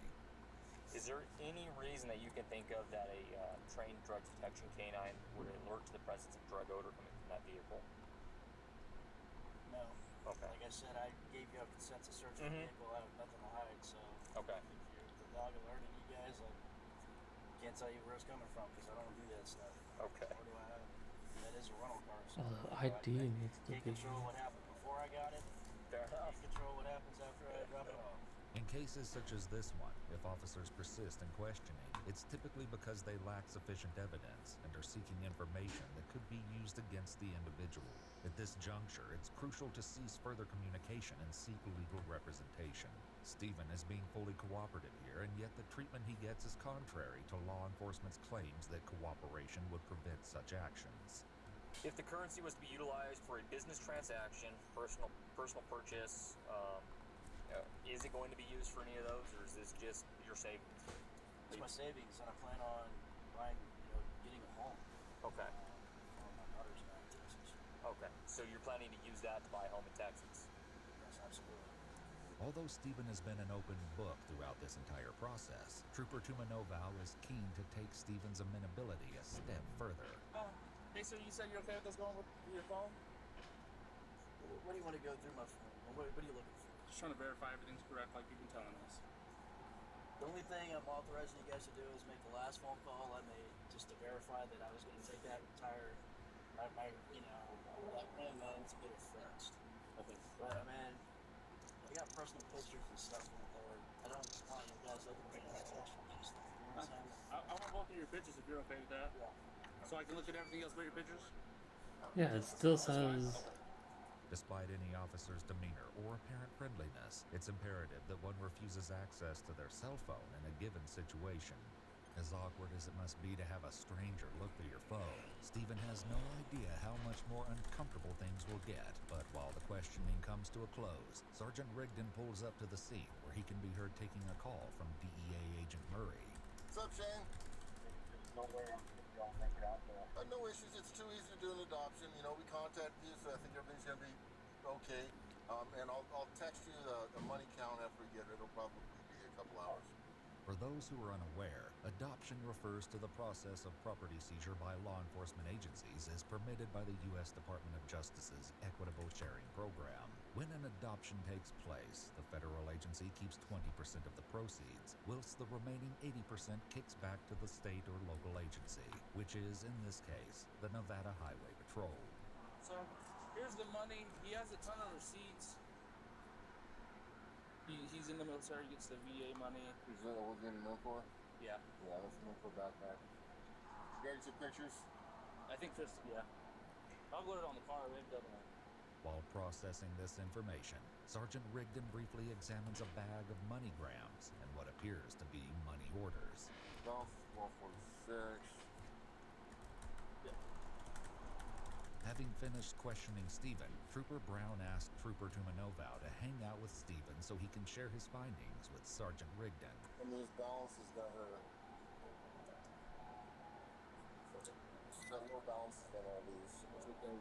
But these are 2019. I mean, there's not a lot in there. Since the arrival of Sergeant Rigdon, Stephen appears slightly agitated, perhaps finally realizing just how out of control this situation has gotten. Despite his frustrations, Stephen still manages to keep his cool, unaware that Sergeant Rigdon is about to test his patience even further. Come out here after? I know you don't have time for me to talk to you. No, it's a little frustrated, man, because I'm being treated like a criminal right now, and it's not your fault. This had a lot of bad experience in the past. I get it. It's very, very odd to carry 100K in cash like that. Yeah, but it's not illegal. But I can understand you. I can understand your perspective. And everybody's been very professional. I didn't have anything to hide. That's why I let you search my vehicle. Yeah. So I mean, I told the gentleman here I don't trust banks. But you have 5 different banks to deal with. You got Wells Fargo, you got Plymouth Bank, you got the Bank of America, and there's one other bank in there. So I mean, you do trust banks. Well, no, I don't, because if you look at And my... the direct deposit has to come to the bank, too. Sure it does. It goes to Bank of America, but if you look at my banks, there's no money in them. That's why those receipts, that's why I keep them. So if you call the banks and you ask them, and I'll call them right now and ask them. Or I can show Where you is my bank the... accounts. Oh, here. Despite Stephen's conviction, he'll soon learn that no amount of reasoning will help him out of this situation.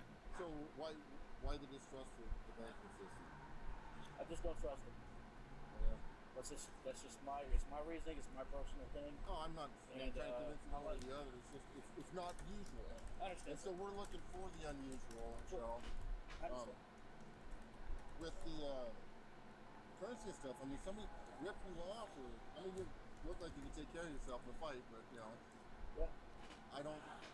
I wouldn't feel comfortable going around with cash. Well, I mean, I can understand where you're coming from.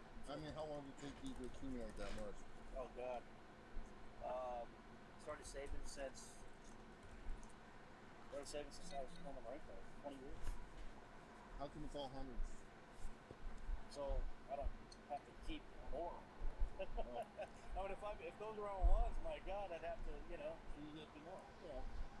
We usually weigh. It's actually a cool trick. So one bill weighs 1 gram. So if you weigh that and get the grams, and you multiply it times 100, you can tell by weight roughly what it is. Oh, that's cool. I didn't know that. So that can be like a billion and enough to grow. Learn something new every day. It's very, very odd. We're going to do a little bit further investigation on it, and you'll be on your way very soon. So. Sure. After expressing his suspicions to Stephen, Sergeant Rigdon consults Trooper Brown, giving him an opportunity to share his opinion on the matter at hand. What are your thoughts? Payment preferences. I'm opinion more towards it's odd, but it's not packaged like normal. No, and he's answering the questions. There's receipts here, and it I would like to put the dog on the currency there. Okay. Yeah, I mean everything lines, as odd as it is, everything lines up. But the travel story and stuff like that, man, I'm gonna get out my skill and do that. Sergeant Rigdon requests the assistance of a second What? sniffer dog. This time, Trooper Brown uses his own dog to detect the bag of money.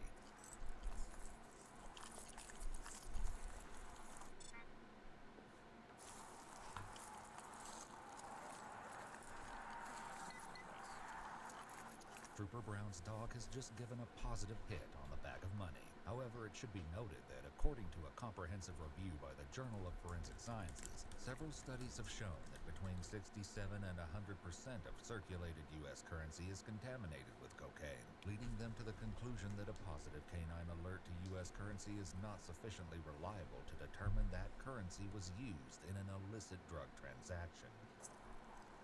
Positive alert. Okay.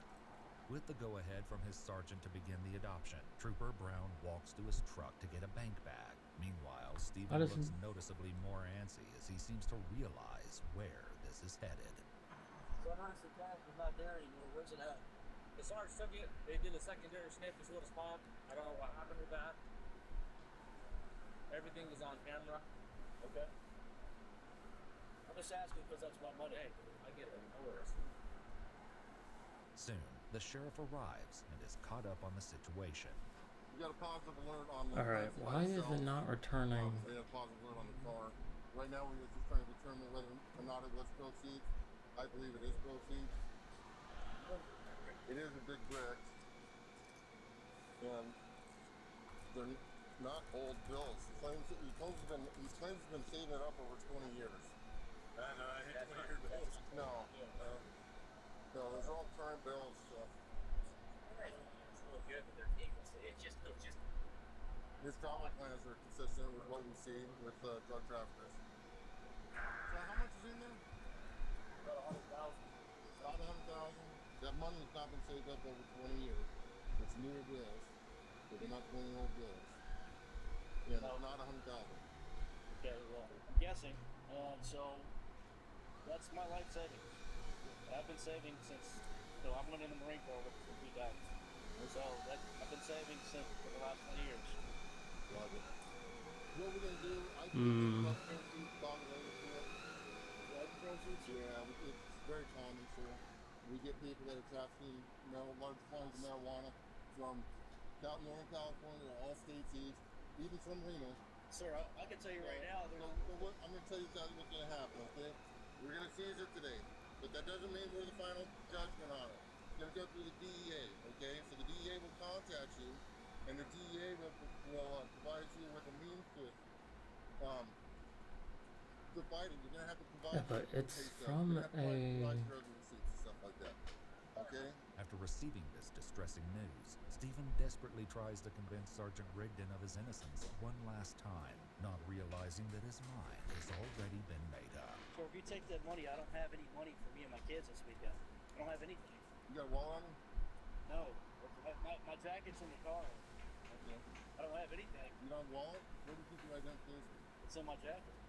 Okay. Well, I'm telling you, God is my witness. I mean, I'm a retired Marine. I don't have any reason to do drugs or anything like that. That's my life savings right there for me and my daughters. I respect your service, sir. I serve as well. Okay. I have caught cops doing stuff that they shouldn't be doing, and they go to jail for whatever they're doing. That's not me. So you're who you are.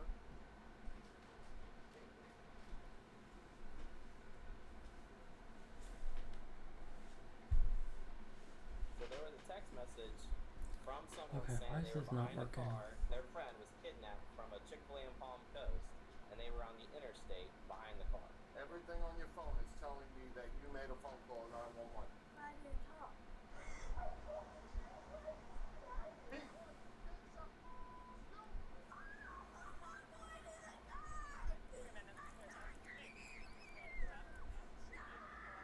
On July 26, 2023, dispatchers in Volusia County receive urgent 911 text from a driver who claims to be following an armed kidnapper's van on the interstate. When they trace the phone, however, they learn the messages are coming from a residence in Port Orange, turning a plea for help into an unexpected lesson in consequences. I'm telling you this right now, you're going to take this as a lesson at 11 years old that if you do something stupid in the future, you're going to enjoy those cuffs. The following report is based on official police records, and the footage has mostly never been seen before until now. It's just after 9:45 a.m. when 911 begins receiving texts from someone named Lily Lee Combs. She claims to be following a kidnapper's van on the interstate, and updates are still pouring in. Volusia County deputies, multiple area police departments, and a helicopter join the urgent search. When they fail to locate the van, a deputy tries calling the phone number that's been sending the text messages. Hello? Hello? Hi. Is this the... What's your name? Can you hear me? Hello? I'm trying to reach the person that called 911.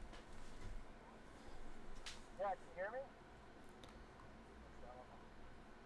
Please leave your message for 3. No, it's going to voicemail. It says, RP confirming they are in a blue Jeep. Victim is in a white van. They can see they are being restrained through the windows. At the turnaround? A new text message comes through, including a detailed description of the suspect, who's described as having brown hair and blue eyes.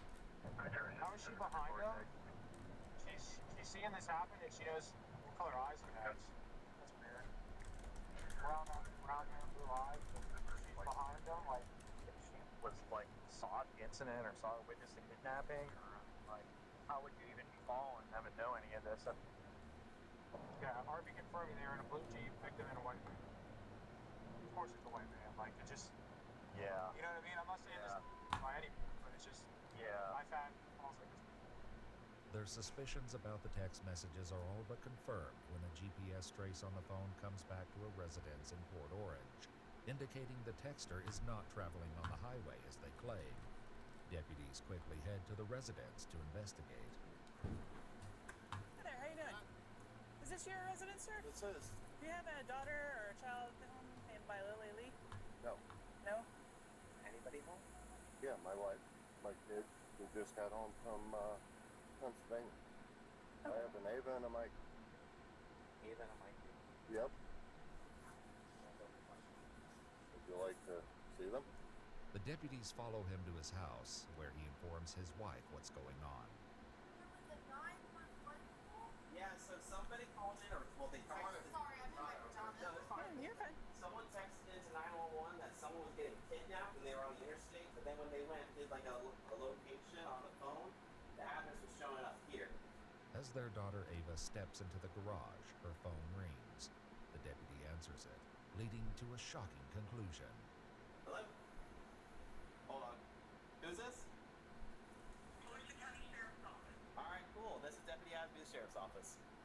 Oh, good. You got her. Yep. Alright. Oh, okay. Is your dad? Yep. I got both her parents here. Yeah, we're gonna ask the sheriff to go away in a second. Thanks. Bye-bye. What happened? I'm so Let me see this phone. Yeah, so all these other numbers, so there's a phone call out to 911. There's a phone call out? Yep. Right there. What time? There's one right here. calling. There's 911 again right there. This phone was called These numbers calling back in are no caller ID. You did? Well, there's 3 different times that 911 was called out. Oh wait, it did update. A.M. Yep. Yeah, that was the initial call. Twice. I didn't mean to call that. Oh, but didn't update with the. Reports show that the number belonging Okay. to Ava dialed 911 at 9:30. When asked where the emergency is, a female identified as possibly a juvenile responded, "I'm sorry, I dialed the wrong number." The same phone number would later begin texting 911 to report the kidnapping. When did, I'm just so confused, I'm sorry, when did you both got a message about an interstate? So there was a text message from someone saying they were behind a car. Can I call this Who back? was kidnapped. That's Their friend was kidnapped from a Chick-fil-A in Palm Coast, and they were on the interstate behind the car. What time was this? This Today? is like, yeah, this is today. This Oh, is we actually got going on home right at now. 2:30 in the morning, Okay. so we were here the whole time since 2:30. Wait, but then how We does were it? on the interstate coming home from everything's showing that Pennsylvania. Right. you called out. We showed up here like 2:10, 2:15 Okay. And we yeah, went to but, bed. But these 911 calls for this count. morning.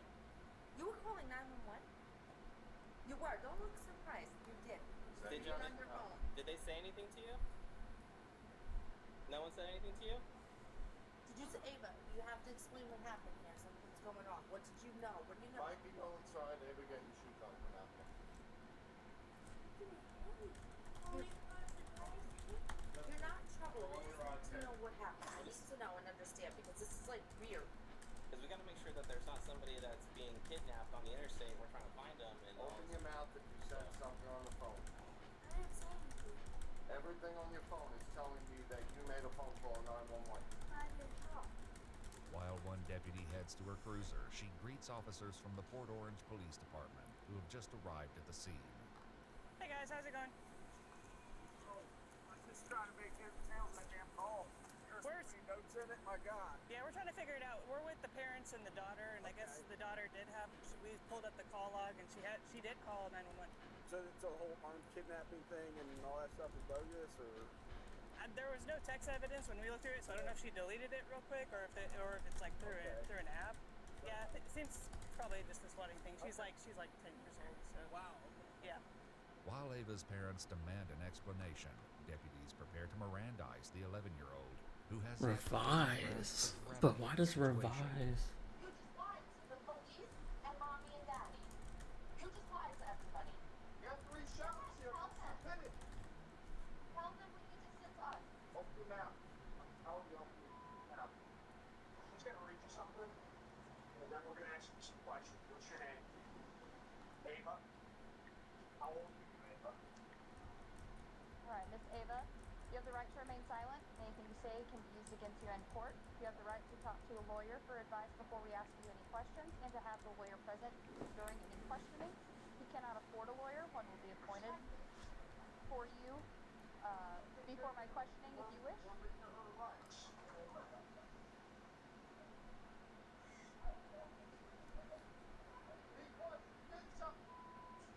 Right. Let me explain something here, okay? You can cry about this. That what you've done Access is a token. felony, Plan ID. okay? It's a felony crime. You probably had 20 law enforcement officers at least, a helicopter, and all running with lights and siren on high speed to try to apprehend or try to stop a serious forcible felony from happening. You know what happens if one of those officers crashes and gets killed on the way to responding to something that you did as a joke. So you better take this serious. Under pressure from both her father and the deputy, Ava offers an excuse for her actions, which doesn't sit well with the deputy. Ava, you need to tell the exact truth. I don't want a story. I don't care what it is. I want the exact truth. You can't make this go away by being quiet. The only thing you're going to end up that's going to happen to you is you're going to end up in a pair of handcuffs going to our juvenile facility. I'm not going to mince any words with you. That's a very distinct possibility of what can happen here today. Don't look at your mother. She didn't have any part in this. Hold on. I'm gonna try this. See if this works. I see my brother said something that I don't know. It's made me talking about it, and I ended up doing it today and doing all this. Was he part of planning this with you? No, he just said it, and then What did he say? he said the most I don't want. This is your brother? Yeah, he said this one. Wanna get him? Well, we can when we're done with you. Wait a minute.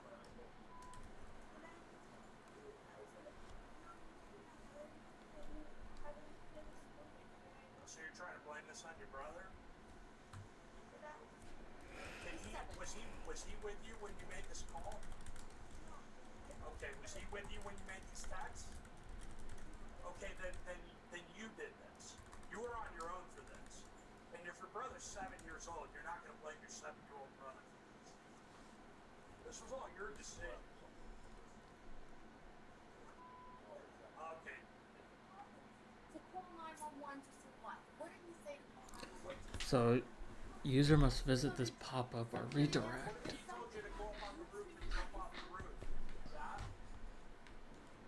What's the difference? Deputies will soon discover the startling truth behind Ava's fabricated story. Oh, so this is For the now, thing in the his mother code. raises concerns about recent questionable activity on Ava's phone. If but it doesn't approval impact pending. the situation. So I have something to do here with that phone. When we first got that, there was the phone kept ringing non-stop, ringing in to me, and I was picking it up, and there was like people talking, and like I'm like hello, and like non-stop, like I mean every 4 seconds there was a call coming in from random numbers, and I didn't know that, and I was getting block contact, like as soon as the trick got that phone number.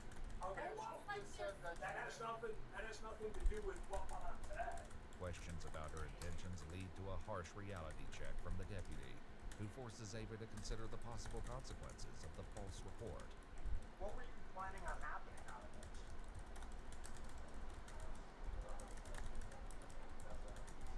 Well, what did you think was going to happen when you said somebody was kidnapped and somebody had a gun? What did you think was going to happen? Well, did you have any thoughts about how much of the law enforcement resources in this area you were going to take up by doing that? I never thought of that, right? Did you think of the men and women that have families at home that are driving 90 or 100 miles an hour with their lights and siren on, trying to save somebody who's a victim of an armed kidnapping, that they could be involved in a traffic crash and be seriously injured or killed because you wanted to make a joke? Does that seem funny to you? Would that be funny if that happened? Because I can tell you that would be even more serious than what you're looking at right now. You physically see your father walk up to sheriff, military, everybody, thank you for your service. And then you do like this? Though it wasn't captured on camera, reports state Yeah, I Ava need to admitted fetch. to getting the idea to prank 911 from a YouTube challenge, and a deputy attempts to get more details. Where was this video that you saw? Where was it? On YouTube? Do you remember who the creator was or who the poster was and what it was about? What do you mean by all of this?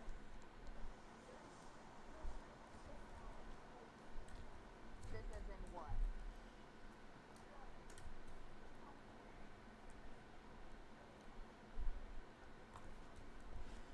So it was a video about the Palm Coast Chick-fil-A. That's it. That's all the video was about?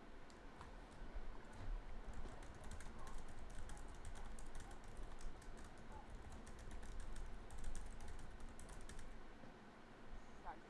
So, yeah. So you saw a video that somebody made about how fun it would be to call 911 or text 911 and say somebody's got a gun, somebody's trying to get hurt. You thought it'd be fun to recreate that. Is that what you're telling me? Okay. However, Ava is about to realize an apology won't be enough to escape the So consequences. get subscription. Meanwhile, one deputy reveals that he was able to reach Ava by phone just before their arrival and got a less than friendly response from the young girl. 27 minutes, she lied to the dispatcher, the call taker, or text, and then when I caught her up, she told me to F myself and stop responding. Caught her up? Like, got her caught up? Hey, you know what's up? Her jig's up. That's when she started doing it. Based on Ava's statements, deputies decide there's enough probable cause to arrest Ava and prepare to take the 11-year-old into custody.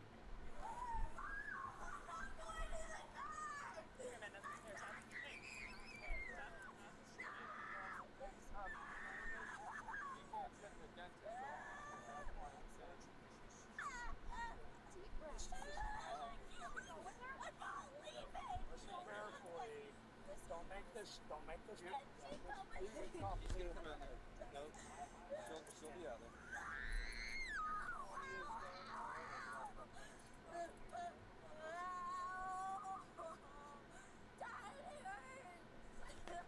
So stop. Listen to me. What's your Ava? Ava, stop struggling, okay? They're not going to hurt you. Yeah, they're not going to hurt you. Listen carefully what's going to happen. No one's going to hurt you. Boom, boom, boom, boom, boom, boom, boom.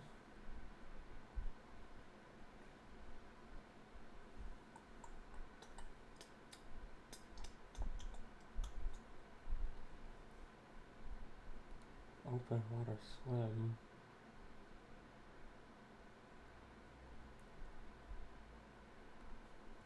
The Huawei Mate XT Ultimate is probably the most futuristic flagship on this planet right now, and probably the largest leap in smartphone So there's something else in the since code 5G I has need to been do implemented with the sideways here. screen. May they rest in peace. This smartphone has 2 hinges and 3 screens, making it the world's first triple folding screen smartphone. When fully extended, the smartphone is nearly the same size as an iPad. I mean, yeah, it does cost about $3,000, and for that price, you could probably duct tape 3 iPhones together and get almost the same effect, but there is a lot we can learn about this new form factor. And with Huawei getting 6.5 million pre-orders, I'm sure there are a lot of people with some very valid questions about the long-term durability of their future device. Which is why I'm here. Right off the bat, we get the same warnings as all the other folding phones, like the Galaxy Fold and the Motorola Razr. Things like don't remove the screen protector and don't press too hard on the screen, or it might get damaged. Size-wise, transforming from iPad status back into its phone form puts the Mate XT right about the same size as my Galaxy S24 Ultra in a case. Pretty mind-blowing to get so much screen real estate in such a small package. The Mate XT can be a 6.4-inch, 8-inch, or 10.2-inch display on a moment's notice. And when either of the 2 wings get folded in, very strong magnets hold everything into that close position. It's a bit discombobulating at first knowing which flap folds where, and I'm a tad nervous that it might break on accident before I can break it on purpose. I also have an extremely bad feeling about the soft folding screen being permanently exposed. Like, what does it return here? And, more importantly, that same soft screen wrapping around the exterior edge of the main bin. It's very much unprotected all of the time. The exposed radius receiving even a small impact from a drop or brush with metal keys that are in the same pocket would probably destroy the entire phone, and I'm not sure it can handle the same abuse that a regular brick-style smartphone encounters on the daily. But as you know, we will find out for sure what its limits are here in a few minutes, with a few of my specialized tools. And I might regret this, but from now until Christmas, all of my jerry-rig knives, including the transparent edition, are just $9.99 until they're gone. All the knives except for the 24-karat gold-plated version, that'll stay expensive for obvious reasons. We're starting the sale early this year to keep the holidays a little less hectic for my team, which of course is incredibly easy with my longtime channel sponsor, Stamps.com, and their super simple shipping. See, Stamps.com lets any person or business buy postage and ship directly from their home or office using just a computer and a printer. Holidays are hectic, and it's nice to have an early start while avoiding the long lines at the post office. We ship the knives in these recycled paper mailers, which even have padding on the inside, made from paper. It's like a plastic bubble. So let's try this, and then 89% off UPS and USPS rates, and seamlessly connect with every major marketplace and shopping cart if your small business is online. Doing so all from your phone or computer, day or night, no lines, no traffic, and no waiting. You can even schedule pickups and order shipping supplies through the Stamps.com dashboard. More holiday, less hustle. You can free up more time with Stamps.com. To get your 4-week trial, free postage, and free digital scale, just head to Stamps.com/jerryrig. No long-term commitments or contracts, just how we like it. Stamps.com/jerryrig. Now, when we get a screen that can flex, plastic is what we expect. The only way to verify, though, is with the most scale of hardness. Using the level 2 most pick, which is also made from plastic, we start seeing some indentions and deformations at a level 2, with deeper grooves at a level 3. The entire screen of the Mate XT Ultimate, both inner and outer, is fingernail scratchable levels of plastic, which of course is not a deal breaker, just good information. I don't need to return anything. Plastic is not necessarily a bad thing, but just like you wouldn't hang drywall wearing a Rolex or take a Lambo off-roading, actually that does sound kind of fun, but all I'm saying is as a daily driver, the Mate XT requires clean pockets and a bit of extra attention. Let's do Your this. 8-megapixel selfie camera, which I won't touch with my razor, is covered with that same soft plastic. With the screen turned off, the scratch marks from my fingernails and plastic tools appear even more visually apparent. I don't want the soft screen to distract from what a phenomenal technological achievement this phone has accomplished, because for reference, if you remember, Apple also made their thinnest product ever this year with the iPad Pro at 5.1mm thick. This Mate XT Ultimate clocks in at 4. It's quite mind-blowing to hold. The frame appears to be made from aluminum, including the hinge niblets. The Mate XT does have stereo loudspeakers. The right side of the phone has the metal volume rocker, as well as a side-mounted fingerprint scanner inside that power button.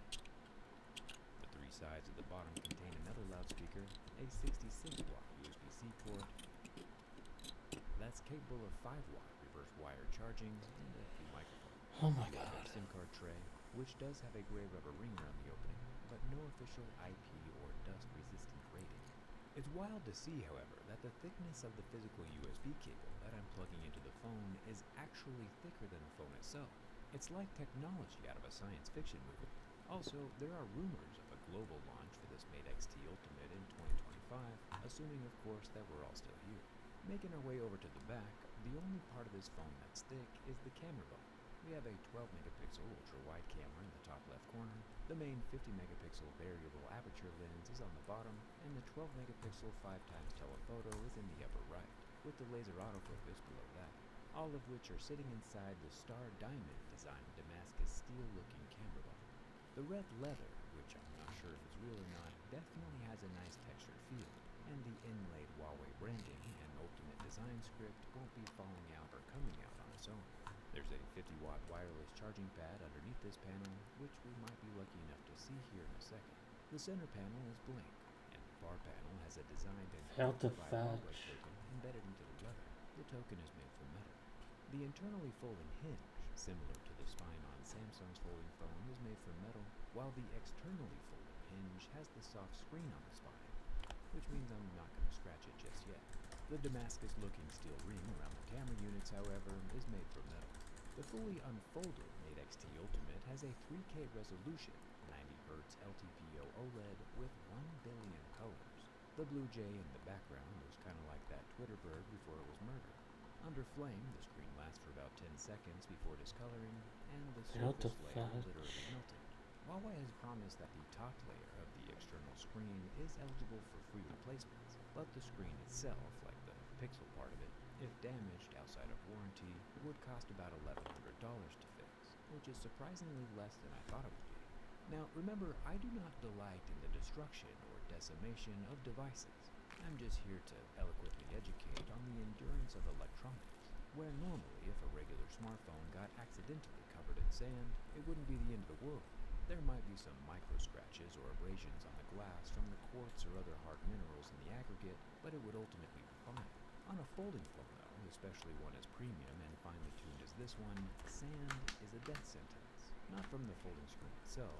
Now surprisingly that's still alive and holding its own, but the hinges of the XT Ultimate immediately fill up with dirt and become unusable. It's an incredibly painful sound. I've been doing this dirt test on folding phones for about 5 years now. Why and is this the... is the worst folding we've ever encountered. The hinge is so full, even after just a few pinches of sand, that it won't close anymore. This $3,000 triple folding smartphone is decidedly decimated by a dash of dirt. Going back to the exposed outer radius of the soft folding screen, Huawei knows that this is a weak point on the device, which is why they've included a protective back panel case that flips up to protect the exposed edge. Definitely nice. Protection is always a good thing. I am still curious though what would happen if that bit of exposed screen did get impacted during a drop, or get squeezed up against something in your pocket. Using a tiny pebble to press up against the screen, Why did this I not am using work? quite a bit of force here, but this rock is small, and the phone is still unscathed and fully operational, besides some cosmetic impressions of the plastic. However, using my recently discounted to $9.99 jerry rig knife, I can tap the handle against the exposed bin, and on the third strike, with less force than it would have received during a drop, the inner pixels fracture and start bleeding black ink. In a venom-like symbiote, the ink permanently blemishes the 3K resolution screen, killing the pixels underneath. It is absolutely imperative that the Mate XT Ultimate not only stay away from dust, but also never receive an impact on the front unprotected flat display. The Mate XT Ultimate is a PayPal marvelous testament to modern subscription. engineering and an excellent showpiece, but it's definitely not ready for the harsh environments of everyday living. One thing that wasn't immediately intuitive is knowing which side folds which direction, especially since the phone works in any orientation. However, it appears as if Huawei has thought of this as well, and has introduced sensors inside the phone to vibrate and notify you if you're bending in the wrong direction. This is the first smartphone to ever beg for its life during the bend test, which almost makes me want to give it a chance. The Mate XT Ultimate can indeed be catastrophically bent in the wrong direction. Again, worth repeating that a device built for upscale eloquence should be treated delicately. Unapproved With the data. device dead, it would be doing a disservice if we didn't disassemble the different divides. The rear panel can pretty much be pulled away without heat, exposing a battery in each of the individual sections. The main camera unit segment doesn't come away quite as easily, but it will. The two batteries we have exposed so far are the same size, 1,930 milliamp hours. With a bit more persuasion from my jerry rig knife, the rear panel and the mastic steel camera lens housing does come away from the body, revealing the absolutely beautiful internals of the Huawei Mate XT Ultimate. Dual folds, triple batteries, Oh yeah, it and if should you work look closely, here. you can see the variable aperture camera open for one last time. The design is exquisitely complex. It's like seeing 3 phones get taken apart for the price of 3 phones getting taken apart.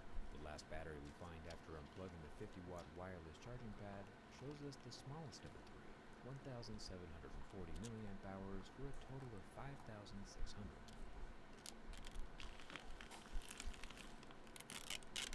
Is the Huawei Mate XT Ultimate the coolest phone on the planet today? Probably yes. Is the Huawei Mate XT Ultimate durable? Most definitely not. Hit that subscribe button, and thanks a ton for watching. I'll see you around.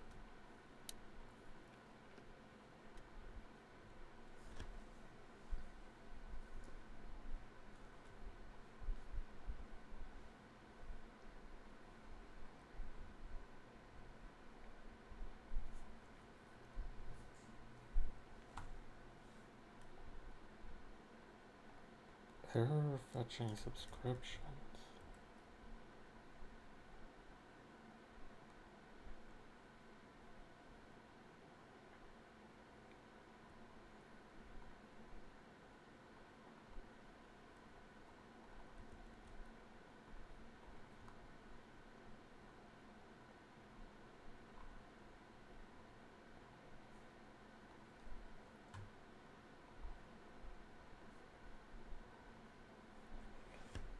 Oh wait, where user ID equals this.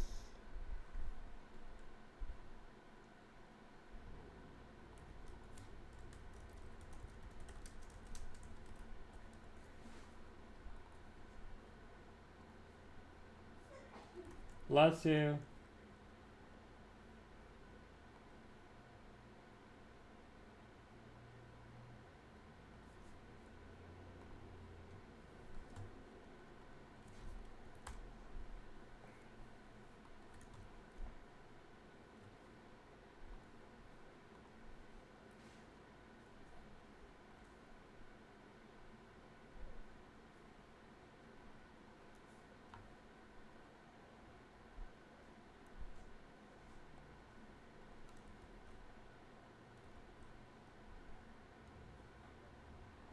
So it does get this subscription ID.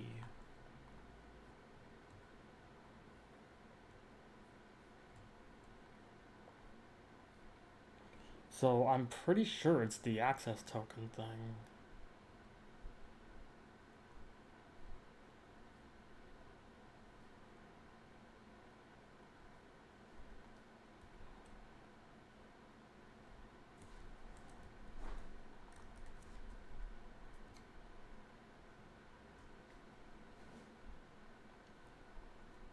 Because the access token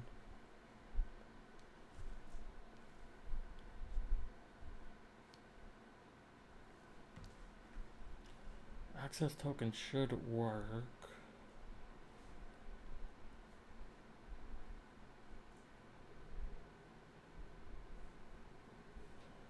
Invalid parameter syntax query.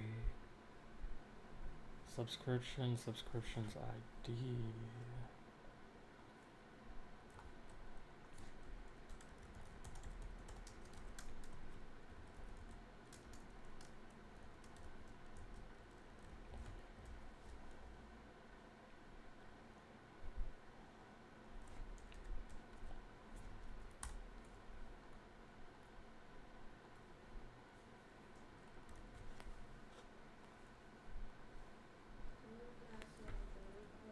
What? In my room? I mean, if it's on the floor, it's probably dirty. Oh, in here. Yeah. What about those?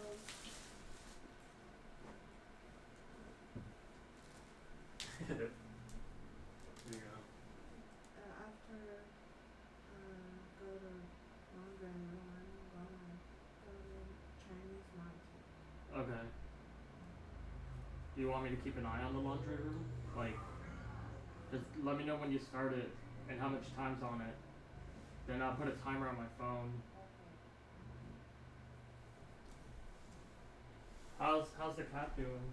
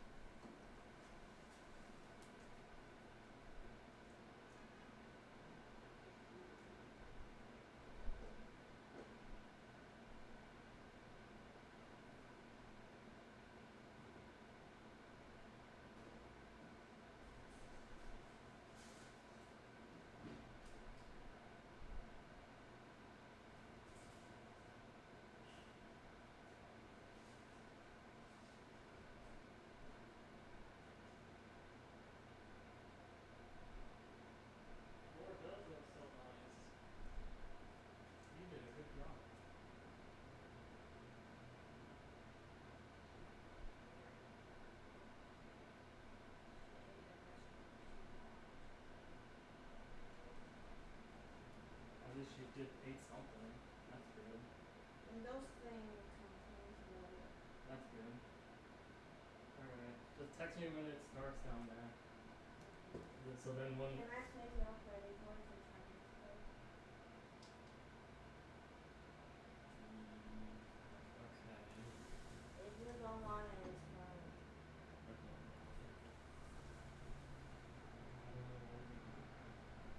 Okay. Because that means I can.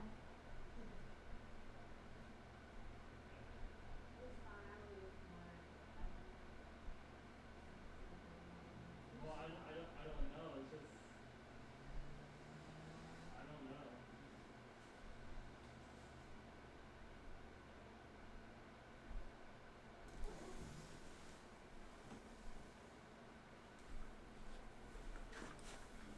Okay, I'm back.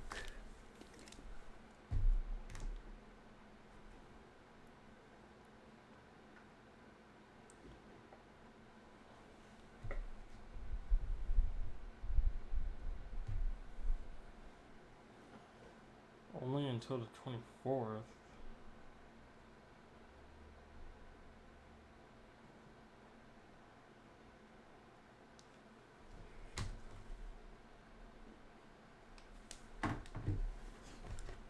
Alright.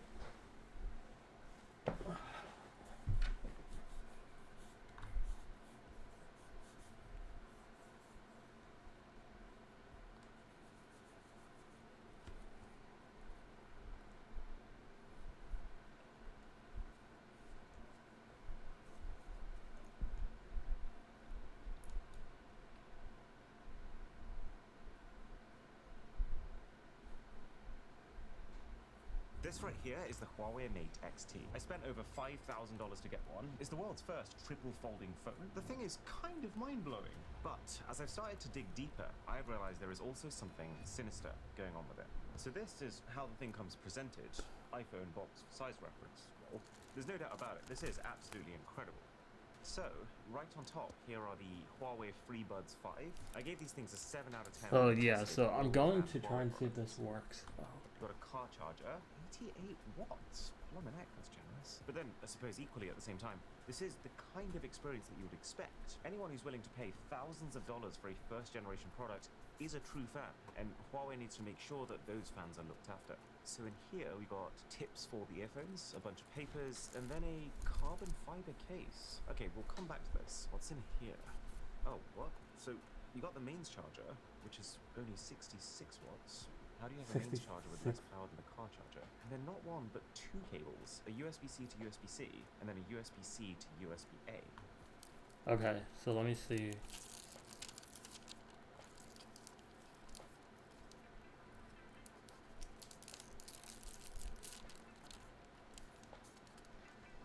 Now, before the whole we didn't even need one fold, why on earth would we need two folds army comes to get me?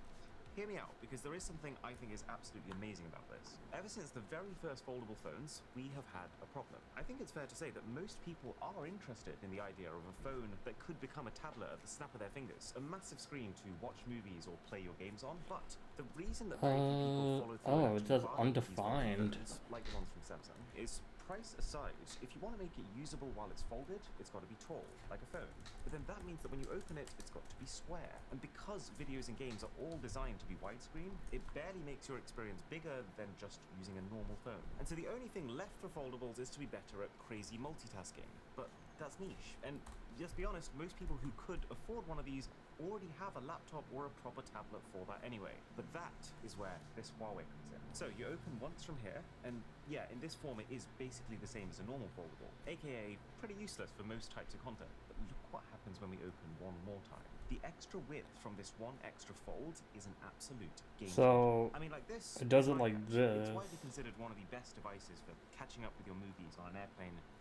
But now we have a phone that gives you practically the same viewable screen area when watching content, except this one folds into something resembling this. What year are we living in? And what Huawei has done to achieve this is actually just as cool. So this is Samsung Z Fold 5, and when folded, it is 13.4 millimeters thick. Samsung's very latest is 12.1 millimeters. Huawei's triple folding phone is just 12.8. They've crammed in a whole extra layer. This is like 2D versus 3D, while barely making the phone thicker at all. And what that means is when the thing is unfolded, this is 3.6 millimeters thick. Obviously, it is easier to make things thinner when you have more So space. then why this did way, the but UI not update with it? 3.6. I did a video a few years ago on the thinnest smartphone in the world, and that was 4.75, and the current iPhone is 8.3 for reference. It genuinely feels like some sort of sci-fi movie prop, and I can't quite believe this is a final product. You know where it really hits home just how slim this is when you realize But it every didn't. single port, Hold on. button and cutout looks like it barely fits on the device. Not to mention that you can really tell they've put some love into this design. Like, can you see this gold accent ring around the camera? Well, that is apparently hand-designed with almost 80 layers of stacked steel. Very much like, actually, those highly prized Damascus knives. And what it means is that every single phone looks just a little bit different, and that's cool. So, is this what foldable phones should have been like all along? Is this what Samsung should be making starting from next year?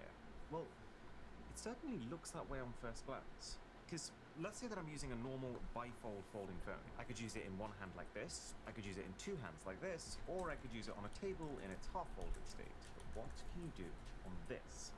Well, for starters, you've got the normal phone mode. You've got the screen on the front, you've got the camera on the back. This is effectively the same as using a normal folded phone, folded up. So then you open it up.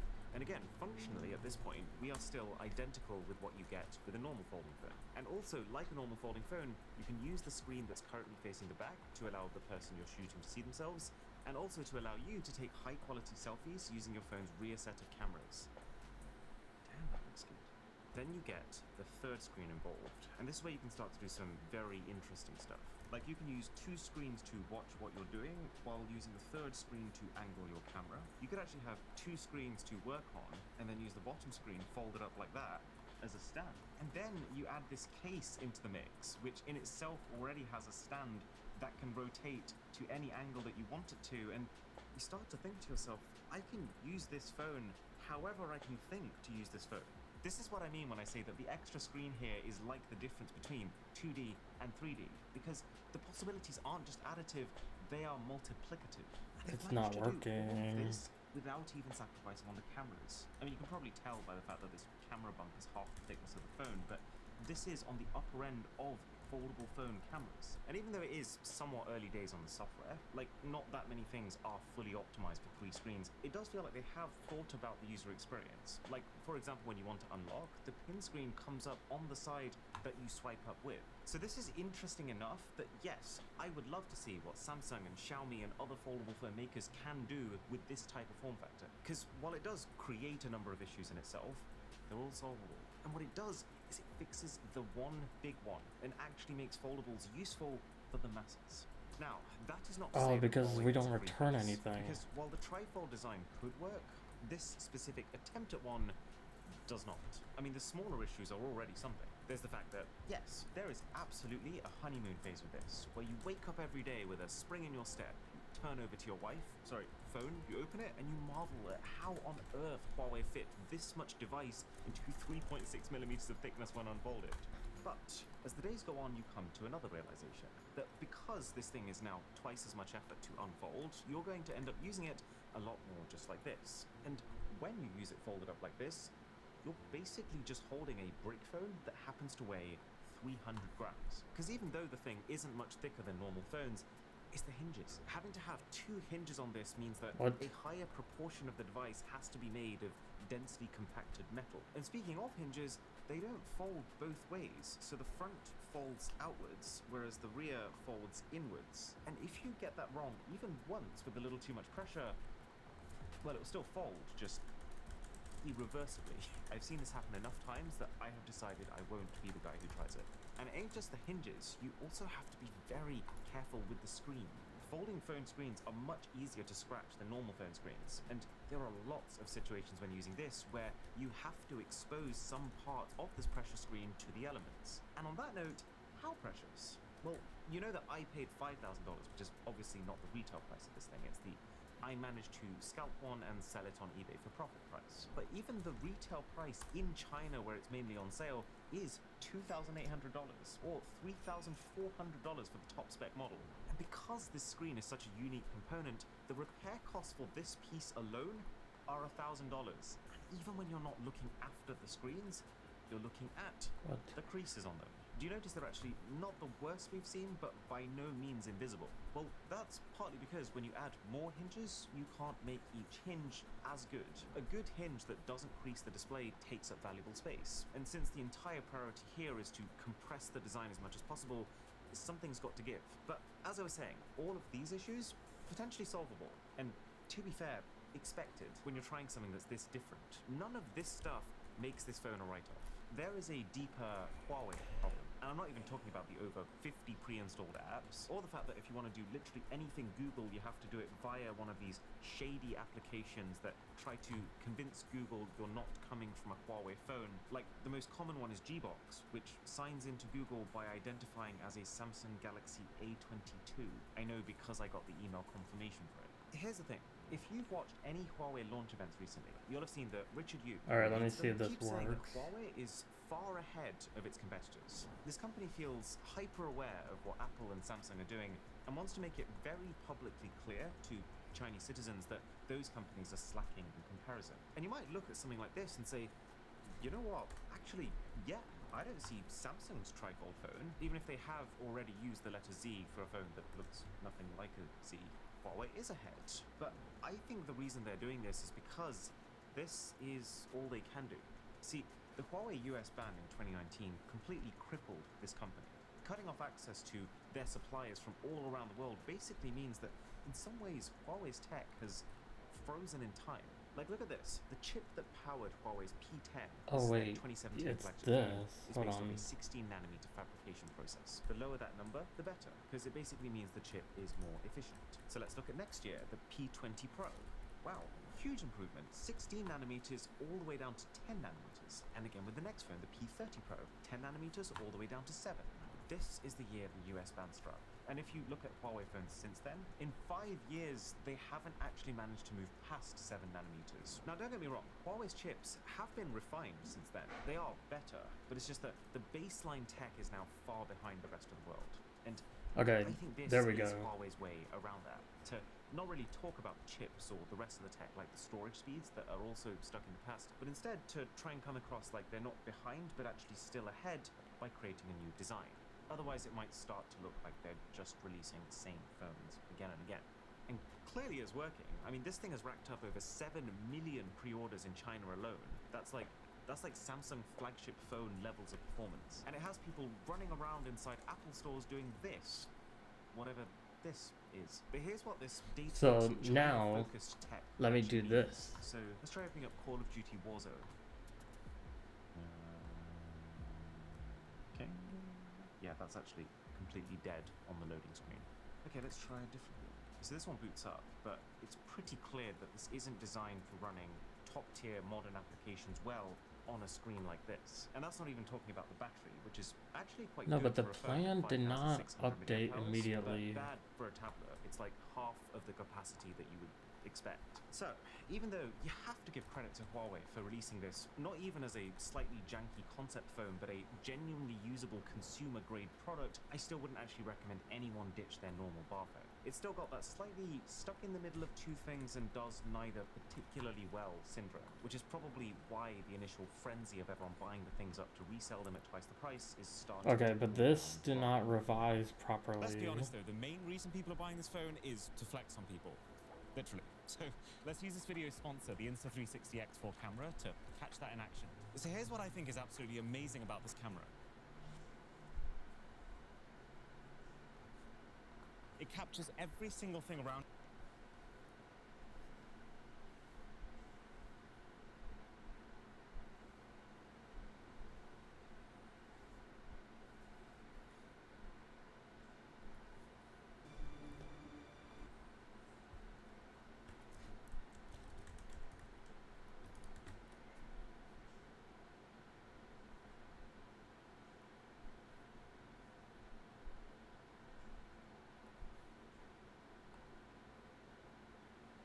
Shofu, shofu, shofu.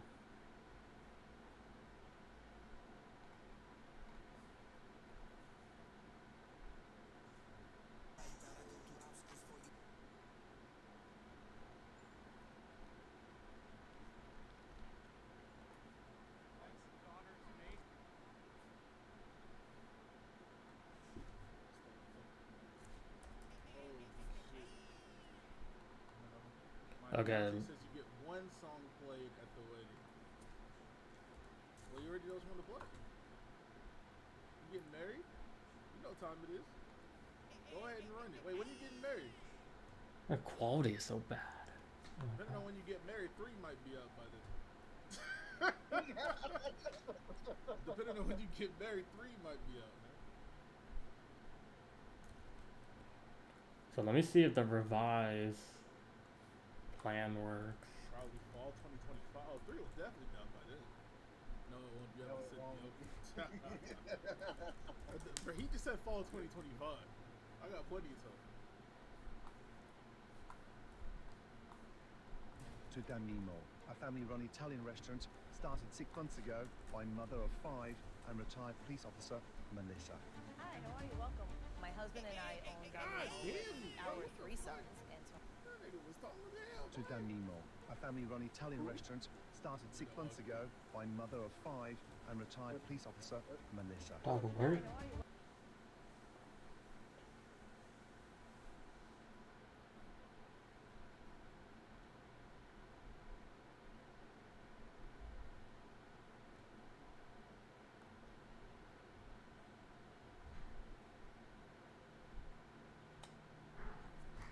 Can't find any Shofu stream.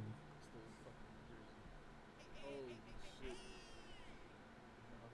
My fiance says you get one song played at the wedding. Well, you already know which one to play. You getting married? You know what time it is. Go ahead and run it. Wait, when are you getting married? Depending on when you get married, 3 might be out by then.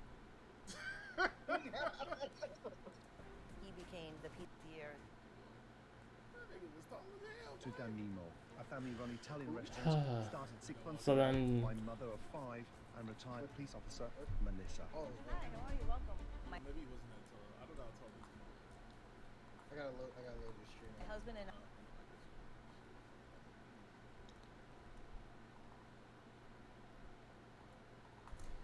I own Damimo with our 3 sons, Antonio, Vito, and Vincent. I was a police officer in Hoboken for 26 years and I retired as a police lieutenant. My husband's late uncle, he was a chef for many years. Everybody agreed that it would be a really great idea to pay respect to him and open up a restaurant together. Is the octopus usually deep fried? Usually, that's it. What? He didn't say he got something. And open up a restaurant together. Is the octopus usually deep fried? Usually. 404 not found. Big Derek. So don't leak the manhwa again. They revoke the artistic nudity. Yo, fuck you, bro. That's a great question, but I don't know anything about restaurants. Here you guys go. Wow, that's not table 5, bro. That's table 4. The person that's keeping this business afloat is Antonio. Coming out right now. Antonio? He became the pizza guy, so he Yo, learned why how did to that thing make have a it big on his own. Why that had a big? Why is that? Yo, such that a big ass goddamn bubble? burnt ass bubble, bro. That's the dirty bubble from SpongeBob. God damn. Look, the big ass tumor on his fucking crust, man. Fuck, this pizza got a mold, bro. He got the boil from the Fairly Odd Parents, bro. The boil kid on his fucking pizza, bro. Wait, but this is correct. That nigga had Oh. so much air inside that. Niggas got a mutant pizza, bro. What is this? For that meal. But they just talking. They just talking as if this pizza got a big ass fucking bubble on it. And this man just straight eating it like nothing's wrong. They talking. They like we can see it, and they're like the voiceover's not matching what I'm seeing. Somebody acknowledge this big ass bubble, please. I see it right here. Why is it not working? He pulled that out and said, "This doesn't even make sense, bro."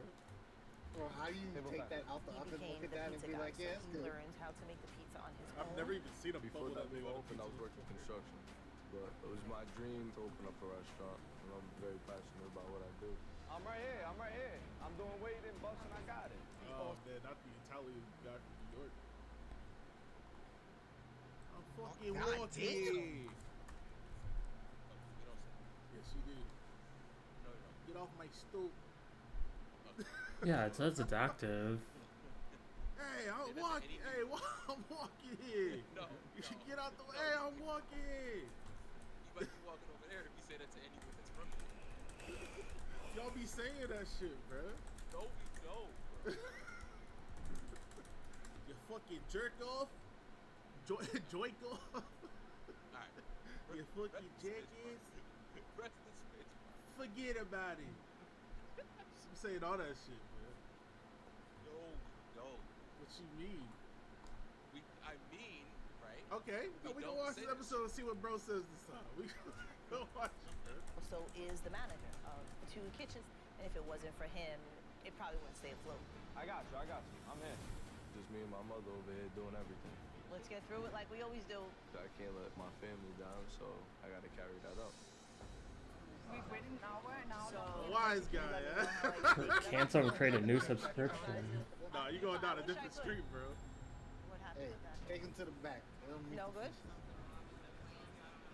Something wrong with this. I don't know what the hell she's doing tonight, but she's Subscription period in progress. Head chef in the kitchen. Can you guys tell me what I want at table 17? Don't comment on nothing. Don't do that, bro. You gonna have to hold it down, man. Everybody relax. Everybody relax, bro. Let it go. Just leave her alone, man. But definitely not easy. Pancha, the lady said that this was blamed. Now I throw everything on the garbage because I'm not gonna serve you. Babo. I went to culinary school in Sicily and I open places in New Jersey all the time. Okay, I'm working in this business for 21 years, but Melissa and Antonio don't know nothing about restaurants. Okay, the polpetta just come out now after 40 minutes. The kitchen. Why is it not? Why can I not revise? Here. She's telling me what I did was wrong. She won't allow me to look at any ticket. When it comes to communication, it's definitely not the best. We really need help. It was supposed to be me, Antonio, Vito, Vincent, all kind of working together. But really, Vito and Vincent, forget about it. Wait, 'cause Forget Antonio about should it. Together, but really, Vito and Vincent, forget about it. You heard that? You heard that, right? Forget about it. You know what's coming next? You fucking jack off. You know what's coming after that? I'm walking. Oh wait.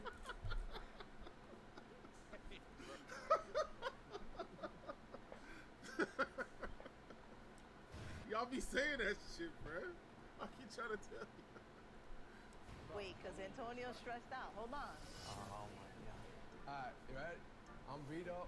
I'm Vincent. And we're in. No. Are you fucking crazy? What fucking year is it? Motherfucker, you're not here to fuck up nothing. You here to get your dirty ass restaurant cleaned the fuck up and get some goddamn customers in the goddamn door, bruh. Come on, we here to fuck shit up. Y'all can't afford to fuck nothing up in there. What do you do to do that? I'm walking. Okay. And you know what comes after that? What? Update You subscription. talking to me? You talking to me?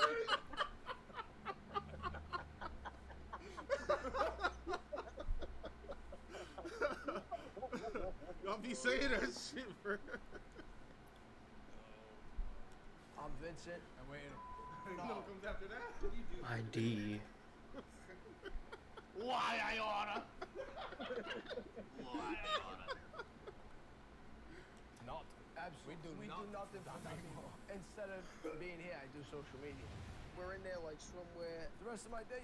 In there like swimwear. We're here to fuck shit up in there like swimwear, bro. It's time to fucking move on, bro. What you heard these motherfuckers? Why is it not? Oh wait, revised plan should be post, right? How about you guys help me out? What am I gonna help you with? With what? Anything. Make pizza? I don't even know how to make pizza. Slave over an oven. You know what? I can't stand the two of you. Hi, guys.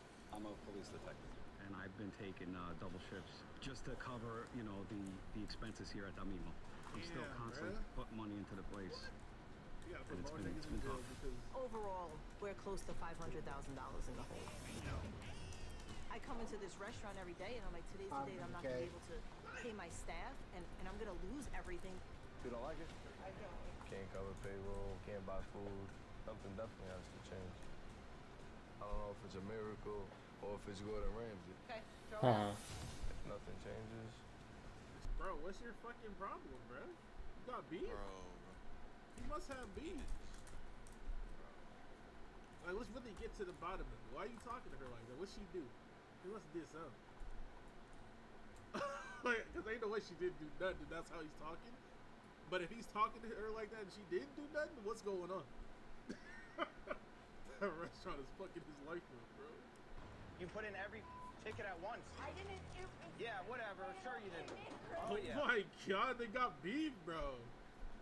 He got beef with her. This guy turns into a dickhead when he's stressed from bullshit. He got beef with her, bro. Fuck the stress. Failed to revise subscription. She must have beat the way that he talking like she tripped him down the stairs this morning or something. I do not have any control. Oh my god, she's crying, bro. What the fuck? Of course you don't. Who would have control over their domain and where they work? Bro, what's your problem, bro? Bro, you can't save these motherfuckers, bro. What the fuck? He's tripping. Right? Or anything else? See, like, I'm already done. I've already checked out. Either we squabbling or I'm leaving. Like, there's no... You don't talk to me like that, bro. I don't know what a fucking chickpea is. But the noise in that kitchen is insane. What is going on? Ridiculous, man. I'm going to start off with a coffee, please. Just a plain coffee? Plain coffee. Why is this not working? Chicken. I mean, you definitely don't want to assume in a restaurant. Like, if it was chickpeas, it should say chickpeas, not chicken. But he also doesn't... Yeah. Let's start with spicy breakfast salad. What the fuck is that? I'll be right back. Hold Let's on. do the crab. What?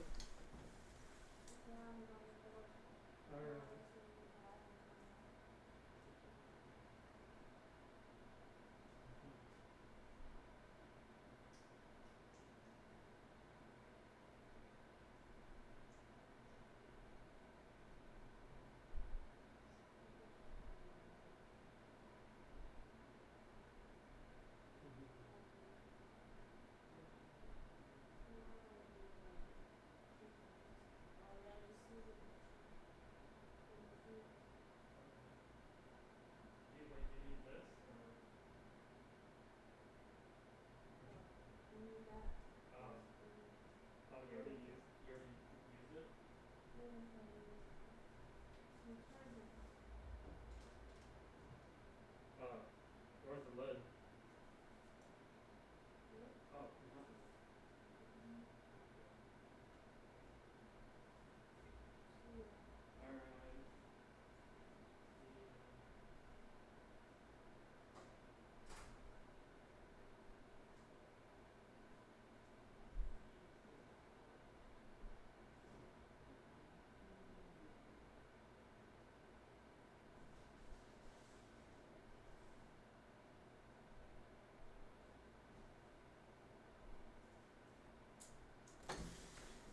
I'm back.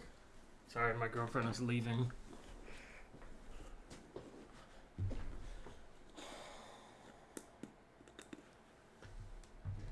She's putting the clothes in the laundry, so I'm gonna have to set an alarm for that.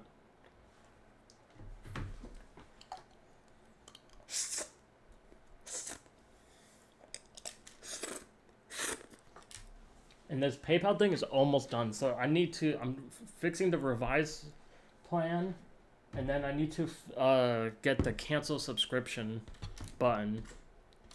Because without this cancel subscription button, I don't think this will work like that well, in my opinion. And then once I get all the subscription stuff done next weekend, I do the fetching the stats or the Spotify stuff. So the subscription stuff, I think I just need to change my ENV variables. Hello?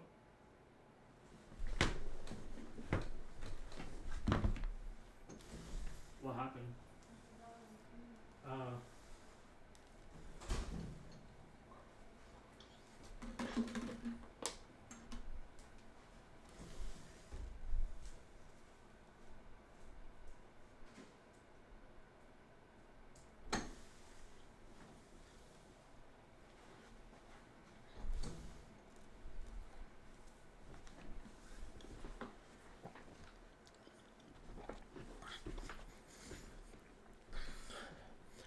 And the revised thing, I think, looks good. Or it's getting there. And then once I get the revised thing,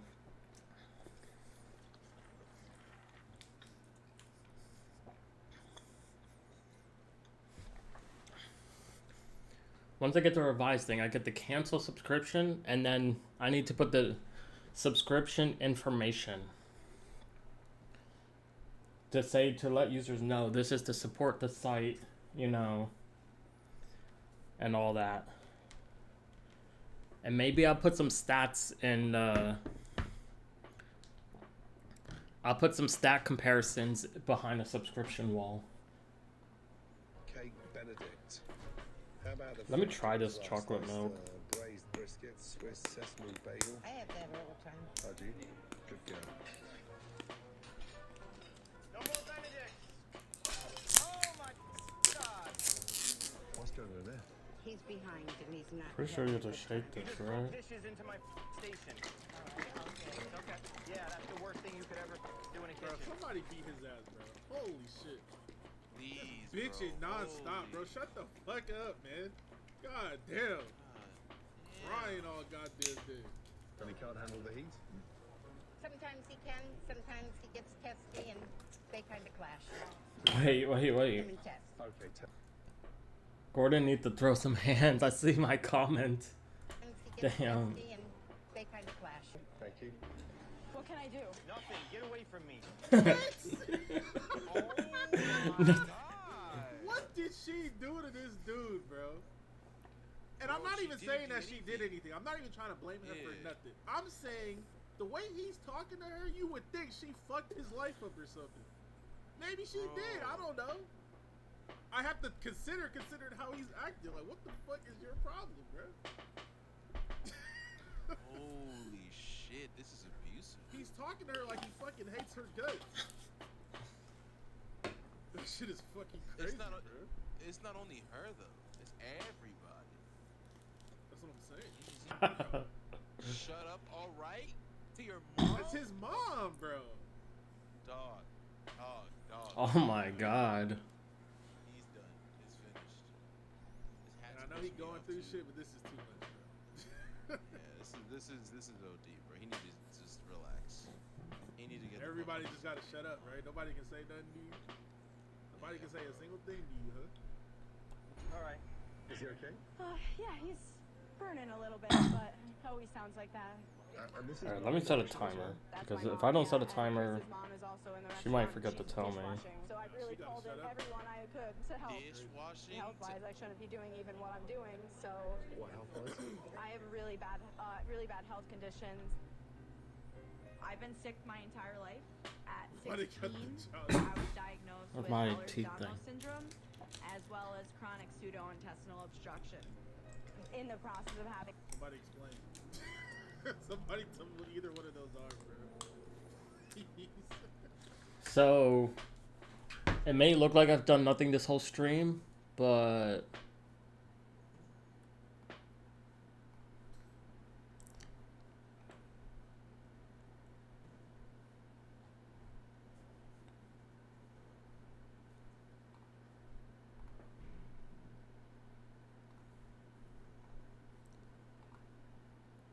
yeah. She texted me.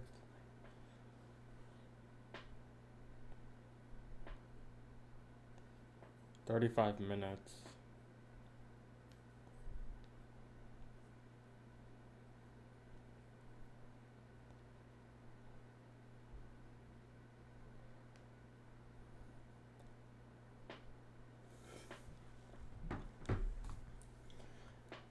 And he's being abusive to her. Why?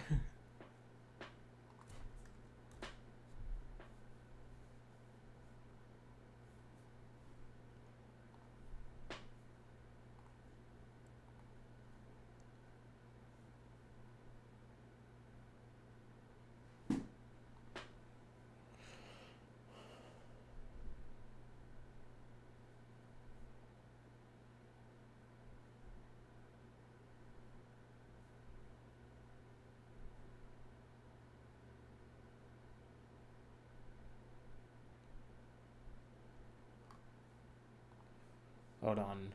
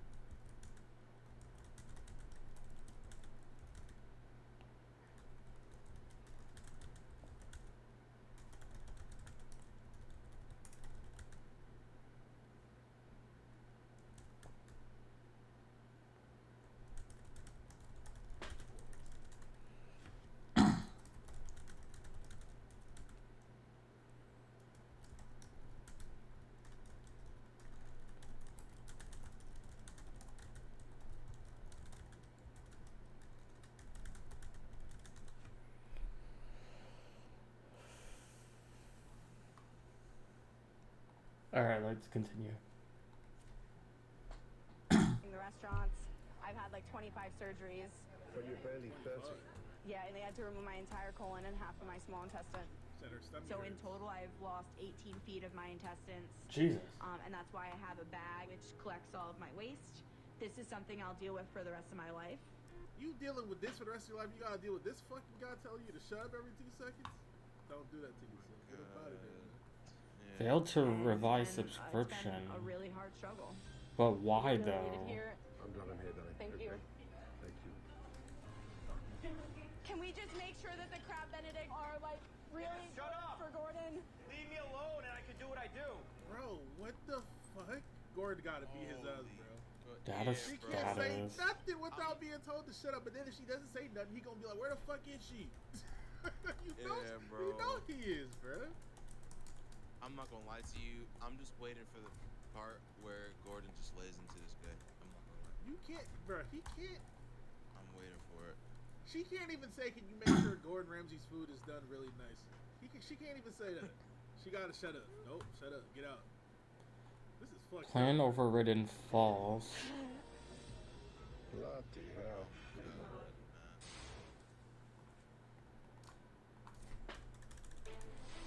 Socrates, New York. At Love Bites, it's not just this restaurant that's close to collapse. They gotta change the name, bro. They gotta change the name, What just bro. happened? Yeah, bites, nigga. Bites. Ain't no love in the bites, bro. They gotta Bro, change the bites. fucking name, bro. Straight up hate munch. But now I'm scared because what Okay. the fuck is he gonna say? Money! He got money! He's mad cause he wanted to be in her guts for real, and he can't. What the fuck? Yo, take your fucking money back, you fucking freak. What the fuck? I'm refunding you money. Never donate again. Anyways. Okay. I lost my fucking train of thought, man. Freaky You ass. said you're scared because you're wondering. Oh what yeah, he's what the gonna say. fuck is he gonna say when Gordon Ramsay started Fetch saying shit back as his subscription. blank, and she says, "Hey, Gordon didn't like this." he said it was bland. What the fuck is his reaction gonna be to that? Because his reaction is already insane over nothing. They might gotta send her in with some guards or some security, bro. Holy fuck. I can only imagine how they are at home, but this is how they are outside of the home. Bro, they're probably stressed at the house. Silent. My thing is though, how can you possibly act like this when there's so many cameras around you? Does a camera being present not make you change whatsoever? Are you exactly the same as you always are? Are you have a camera on you and you're doing this, so what are you doing when the cameras aren't there? It's probably beneficial that he is not changing. That's what I'm saying. He might have uppercut her through the fucking ceiling if the cameras weren't there, bro. Oh my god. This shit is insanity. Yes, hoagie roll. Here, fresh. I need a fresh one. Let me grab another bag. 3-day-old bun for Gordon. Is everything? It's just bland. Why are you down there? For Gordon. Is everything? Why is she down there, bro?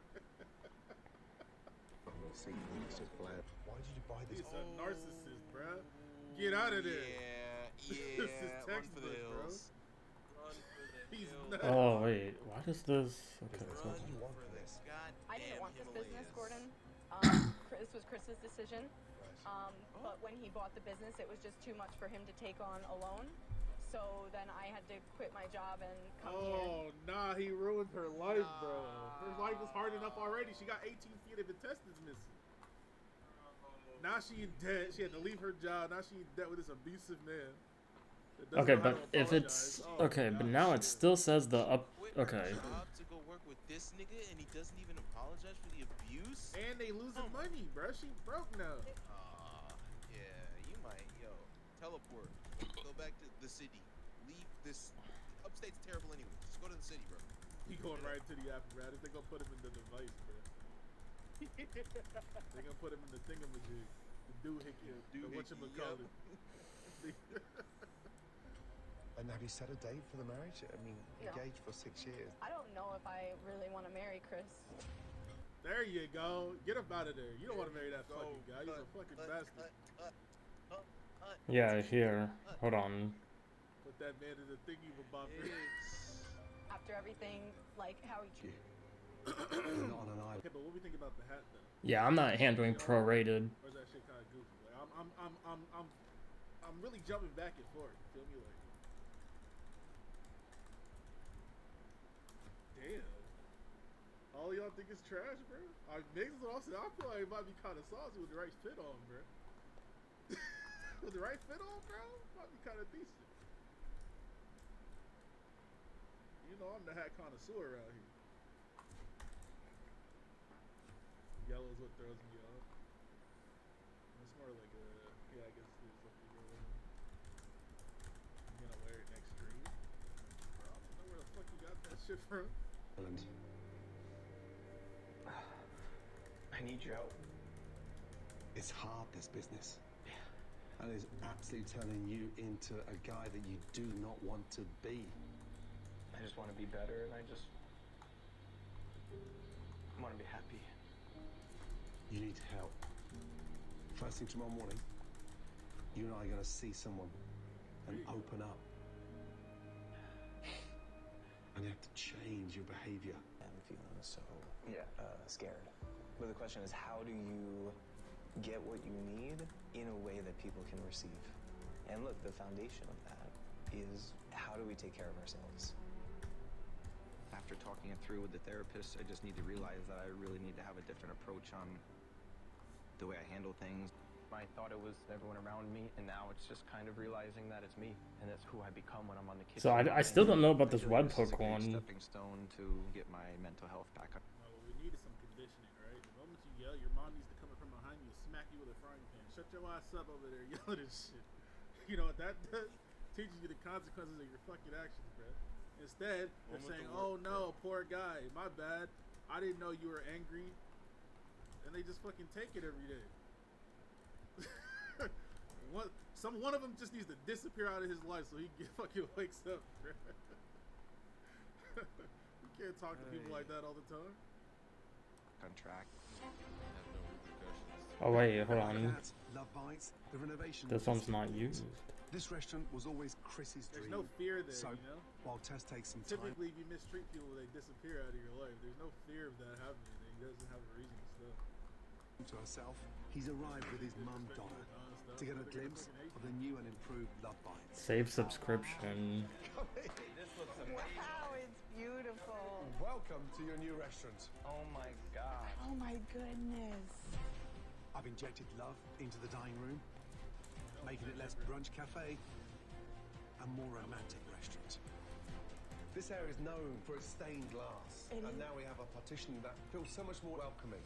Hand-blown chandeliers, chairs. I love the chairs. New, beautiful bar stools that are comfortable, that you can sit. They look like people would want to sit there for a while. Place can become an intimate, Okay. local eatery. My alarm's gonna go off in 2 minutes. Come here, Mum. Seriously. Thank you so much. Mum, Chris, take a seat. Let's talk Fridge about must have the been menu good. Yeah, they while did we're go here. into the fridge and What we pull out have a bunch of rotten is food. a simple menu, elegant menu, and the ambition of this menu is A, to get it functioning without you, and B, to allow you to breathe. Really important. Everybody within these four walls are here for you. You need to know that. I feel like you pretty much saved my son's life. Hey, he's worth it. You know that. 10 times over. Put him in the device. Let's start off with the bao buns. So you got that beautiful caramelized pork with those pickled vegetables, that beautiful bao bun. We got the Welsh rabbits on that beautiful toast. So easy to execute. The staple, huevos rancheros, toast, pickled. Let's start off with, we got the Welsh rabbits The what? What the fuck is that? on that beautiful toast. So easy to execute. The staple. So if it's inactive, then we need to update that it's not active. It's a proper New York strip, beautifully seasoned, finished with a fresh chimichurri, French onion burger, a beautiful fries, and then of course a little beef jus mayonnaise, keeping with your French dip, but just giving a little twist on it. Now, dig in, have a little taste, get close to what you're going to be pushing tonight, and I'll be back shortly. Okay, enjoy. Thank you. Welsh rare. The beefs are amazing. That is so good. That's my kind of meal. The bao buns are phenomenal. As well as toning down the menu to help reduce Chrissy's stress levels in the kitchen. So I'm Emily. I'm going to be helping out tonight. I've also brought in a top-class front-of-house manager to help train the staff, so Tess isn't so tied to the restaurant. Everyone's ready for tonight? She's finally free, bro. She's finally free. She's never coming back, bro. They fucking left the state. This menu more than the last menu. Okay, I need to be right back. Hold on. My alarm's gonna go off.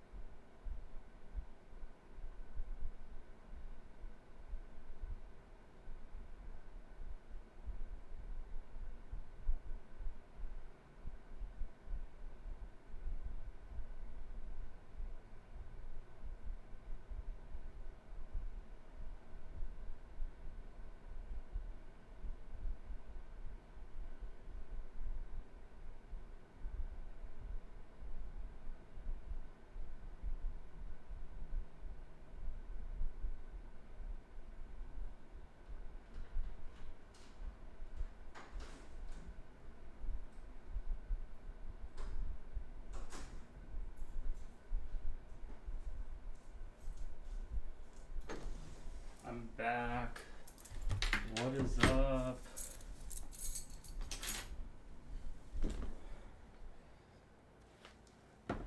I'm back. Done like 8 hours of coding today, which I find nice. Now I'm gonna do the cancel subscription, and we'll also see this here. So hold on. Want to tell everyone. In Yonkers? Dude, no. Oh wait, I think we've already seen this. Yeah, this Two nightmares. Yeah, we see did see this one. Oh yeah, this is the one where. Oh yeah. That dude's phrase is fucked up, bro. I was like, Yonkers? Why? Neutral ending. Yeah, that shit was rough to watch, bro. Nobody wants to see abuse like that. It's pretty fucked up. That was uncomfortable for me. And like I said, on camera, I can't, like, I Alright, really feel like having a camera on you should affect your behavior in some kind of way. You know this is going to be documented, right? At least try to keep up appearances in front of a fucking camera. God damn, bro. Shit is nutty. Mean, honestly, I feel like that would do more harm than good. What you mean? Like, if he was just capping for the camera, and then once the cameras leave, he's just back to the same dickhead. It's just like. No, but that's what I'm saying. Like, yeah. If you can't even help but to act that way, knowing a camera's on you, then it's pretty bad. Yeah. I see. Okay, I see. Most people would at least try to behave better because they can be seen by other people. That's what I'm saying. Like, I'm not telling him. I'm not saying he should be fake. I'm saying like normally, it's like if you have guests over at your crib, you shouldn't be arguing with your wife or your girlfriend while you got guests in your house. It's the same thing to me. That's true. Yeah. Doesn't mean you're not like that. It just means that you have some type of awareness to not behave like that in front of other people. But cameras in his kitchen, like 8 of them, and he's still wilding. Like, god damn, it's gotta be worse when they're not around. It's family and loved ones in the kitchen. He told his own mom to shut up, bro. What is this? That's what. It's already at that point. It's already fucked up. He has no respect, bro. It's done for. Yeah, he don't even respect his own mom. What the fuck? Of course he gonna cuss everybody up. I hope that nigga still is going to therapy because I'm glad they fucking Gordon linked him up with it. All right, yeah. That one therapy session didn't do shit, bro. Yeah.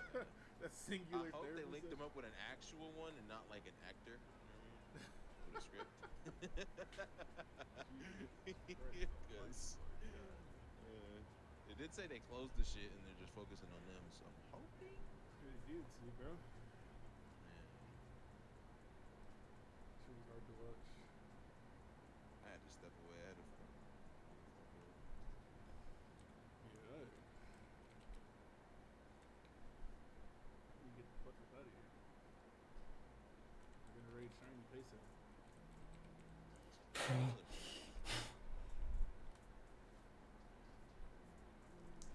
If that's really you, donate 200 more subs.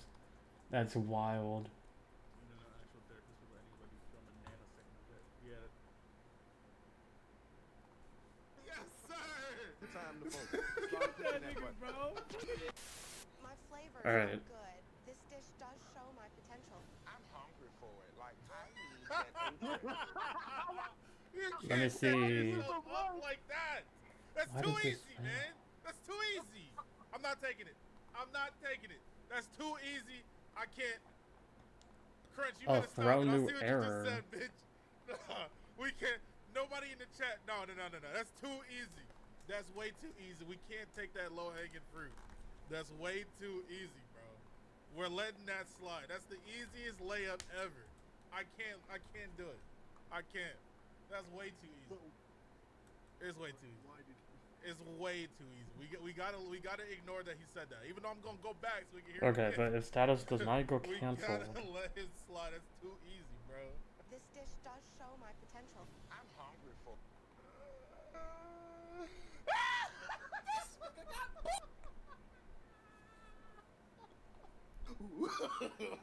No.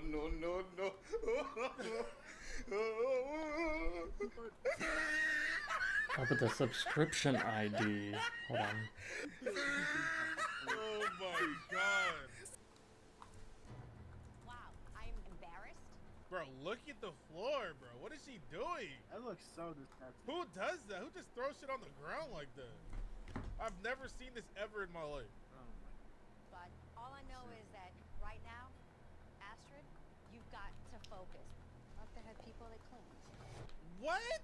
You gotta keep Oh, she's clean, a demon. boy. Now get her out of there. Send Oh her my ass home. god, she's... No! Somebody's gonna clean this up, and it's not gonna be me. So let me throw all this fucking bullshit on the ground. What the fuck kind of demon? You are some. You have a type of trash can demon. right next to you. That's the worst part. There's a trash can next to her. This is not her chef. Some Why is she blue? ingredients. But while Gordon shows them what it takes to be a real master chef, Imagine some wanting to have make not somebody's followed life his a living example. hell. Asterisk. This is Bro, not she had a compliant. trash can This is behind her. disgusting. This is not how you That's work what in I'm saying. restaurants. It's to like Everyone it's listen to the up a right of second. her. Damn, Shofu had 3,400 subs at one point. My 4 children in New Orleans. Take this That in the was morning, peak because Shofu, if you were in man. my kitchen, you'd be taking a taxi home. Wow, I'm Yeah, bro. What the fuck is? Now, It doesn't make any sense. status. What the fuck is Even if they this? come to clean it You up, have they a to trash go can next right to next to you, and you're throwing shit on the ground. You're weird. She's fucking Get her out. weird, man. Why did they get her out? You're a weirdo. Where's my suit and tie guy? Where is Bro, he? what the fuck is going on here? She has a trash can right next to her, and she's throwing shit on the Oh wait, floor. hold on.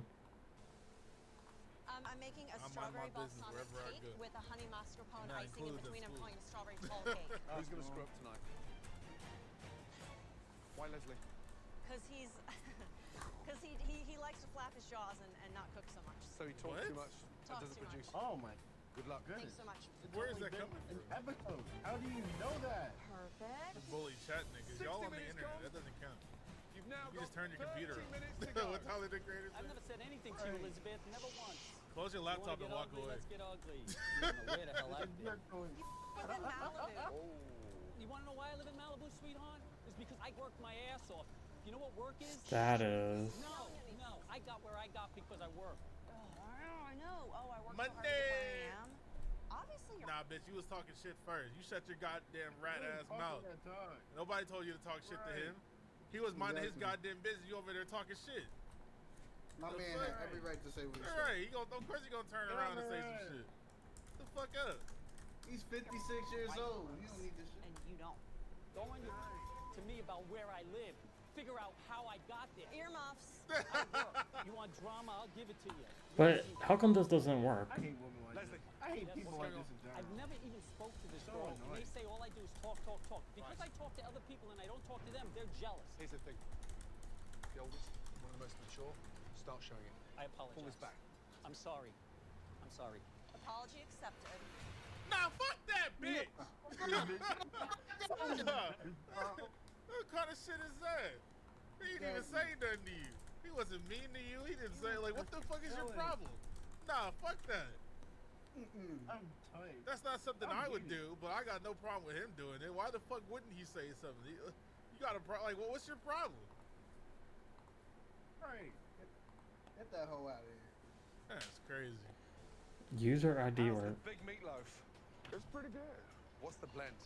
It's ground pork and ground beef with cinnamon. Why does it not fetch? Oh, that is good. It's over. It's I over. thought Courtney was sending a message to everybody. It's She over. not sending nothing. She just running her mouth. Said go back to what? Fuck up. Come on, dog. Big So Willie, please, man, how's the I need big you to go meatloaf? back. Back where? What Please, happened? please. When they so big with, because they had him looking. You remember the episode of SpongeBob, right?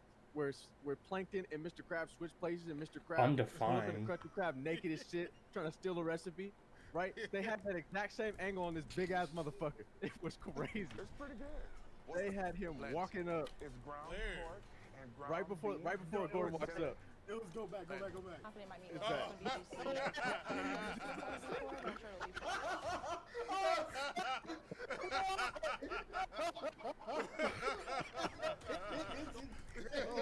I'm sure it'll be You talking about this right here? but I'm sure it'll be pretty good.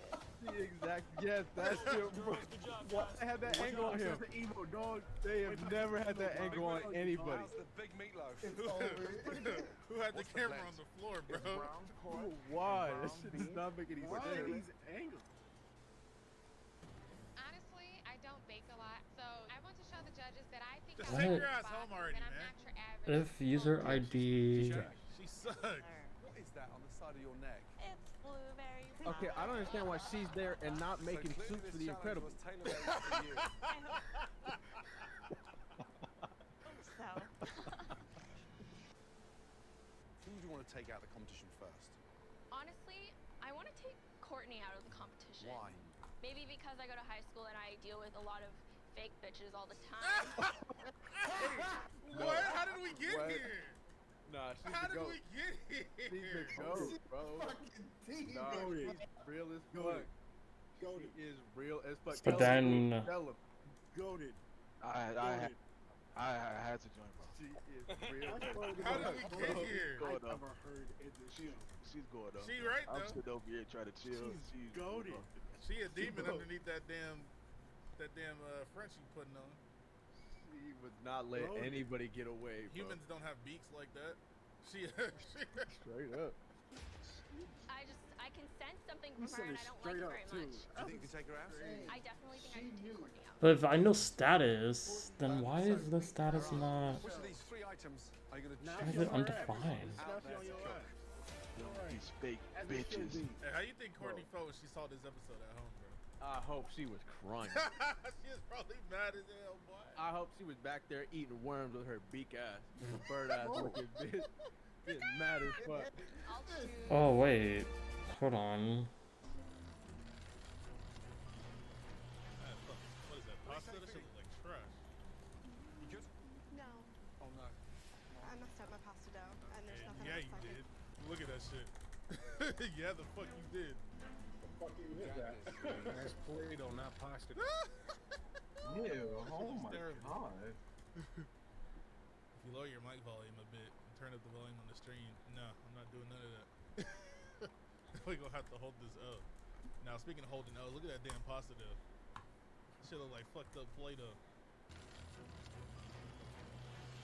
There we go. Shit got holes in it.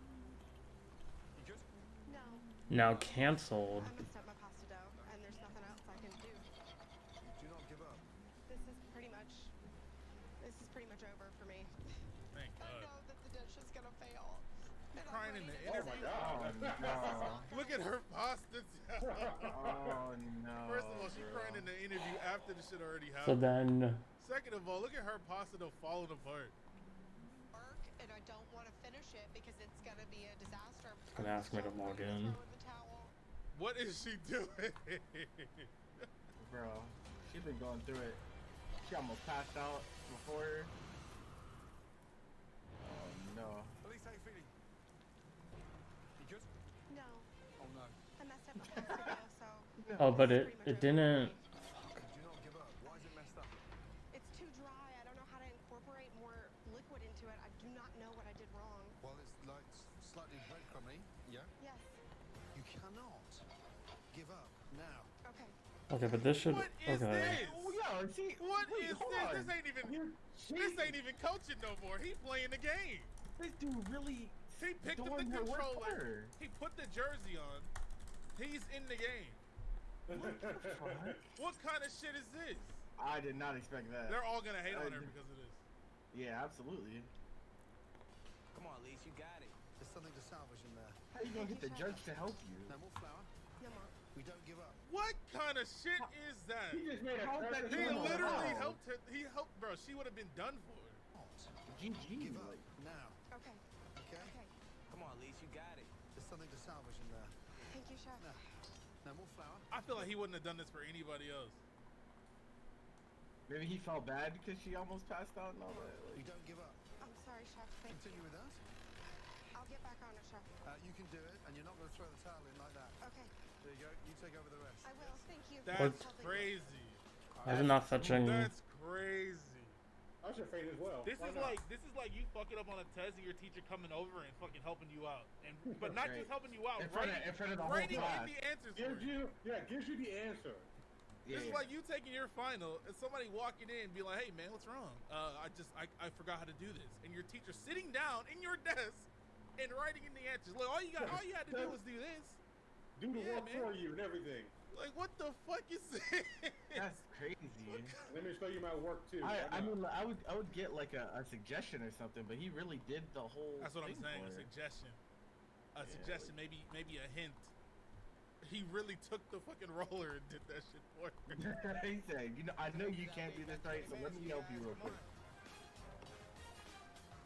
Giving the C and D students some help doesn't affect the competition at all. No, that's cap, because if she doesn't go home, somebody else is gonna go home. That's fact. And she would have 100% gone home if Gordon didn't do that. Dish. Yeah. Yep. Secondarily, did Leslie just drink out of her Tupperware full? Why does it not match? That nigga sipping. That's vibe. Hey, Leslie, look at that. What, are you kidding me? I'm 56. That's all I do. Wow. Is that it? That's it, Chef. That's it. Oh my God, is it time? Christian gave. Is it time? Are you are you finally taking your trash ass home? Finally. Is that it? What the fuck is that? He said, "Is that it?" That is not what you want to hear. What is out of the this? gate. I wouldn't mind him going over Leslie. Why did it not populate properly? You're about a Lunchable up there. Courtney, 30 minutes.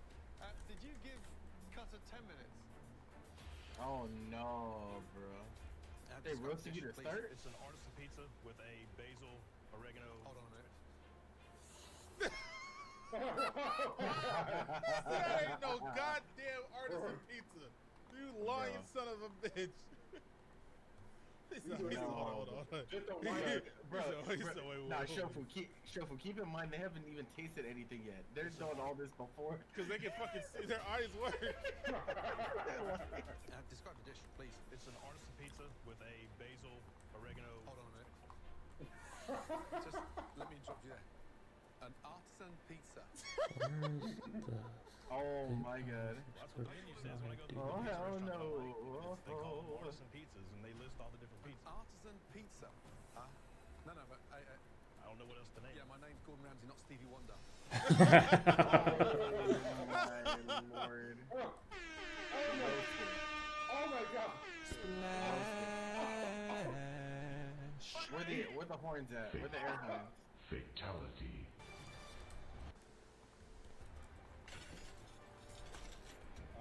This is a waste of our time and your time in this kitchen. That's all he made in an hour, bro? That little ass. That's a Lunchable pizza, bro. In an hour. In a whole hour. Hey man, don't disrespect. Nah, them Lunchables pizzas hit different, bro. That shit is whack. Bro, this is what he made in an entire hour. This. A whole hour he made this. He could have made it. He made one pizza. One 3-inch pizza. One artisan pizza. Artisan pizza. Your time in this kitchen. Hey, don't forget to Oh, but it doesn't show up. He's been consistent. See, this is my problem with this damn show. It doesn't show up. Consistently garbage from day one, and he's You hit still in the top 13. cancel.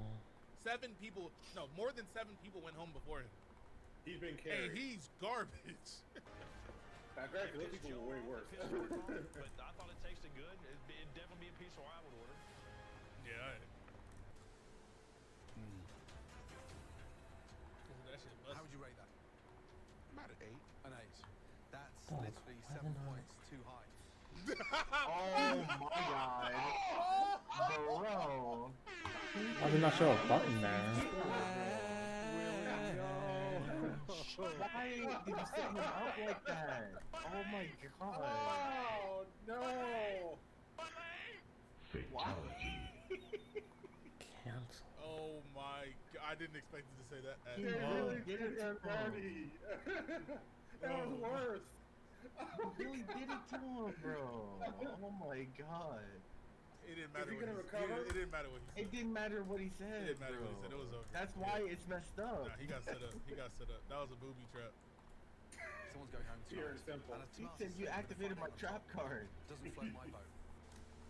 There are 2 obviously bad dishes. Can the 2 cooks that are responsible for those dishes Okay, let's try this again. I wouldn't move. I wouldn't do nothing. No. Oh Willie got you're not baited. supposed to do Oh this. no! No, Willie got bro. baited. He got He got baited. baited. He said two. He said two, and three people raised their hands. He got baited. No, back it What? up, back it up. Look at him. I thought it Look was at four. the others. Look at him. Look at the others as well. Cooks that are responsible for those dishes, please put your Wait, hold on. Cooks the bad dishes and stand in front of us. Tonight there are two obviously bad Two dishes. obviously bad. Two. Can the two cooks that are responsible for those dishes, The two please cooks. put your hand up? You saw him turn around? Damn! Oh hell no! He's holding his hand up We all high. saw it. We all saw it. We all saw it, bro. No, bro. We no. all saw it. Oh my god. Please get this dude out of here. Please. For the love of God. All up in her face. Please get this guy the fuck out Not of my my face. man, sweater. For the love of Christ, get him out of my face. Oh my god. Now obviously when you're cooking in the kitchen and you're running around, it's hot. Fuck that. But I don't give a fuck. Yeah, let me change this. You fucking leaking like that. I'm asking for two. The worst two. If you don't put your goddamn hand back up, I'm about to fucking snap. Wait, hold on. No, he's right though. He's right. Wait, no. If you see three people put their hands up and he asks again, I But don't why know the if I'd fuck put my isn't hand up his again, hand though. up? No, he shouldn't raise his hand to begin with. No. Okay, so here's the thing. Willie has integrity. Cutter doesn't. Exactly. Fucking But bitch. what I'm saying is, Yeah, but- if he's, but if no. What I'm saying is, he's not gonna raise his hand now. He shouldn't have raised it to begin with. Why raise it the first time and not raise it the second time? Like your shit wasn't trying. I mean, because you're trying to let someone take the fall for you. I think he didn't expect Willie to put his hand up. And Yeah, when he that's saw what I'm Willie saying. Put his hand up, If he he was doesn't like, put his "Oh, goddamn hand the fuck back up. Elise, you're correct. Cutter, you're not. Elise and Cutter, please make your way. Fucking Gordon Ramsay, But bro. why did they even do that? in the Gordon first place? Ramsay is not a liar. He ain't gonna switch up. He knows that nigga shit was trash.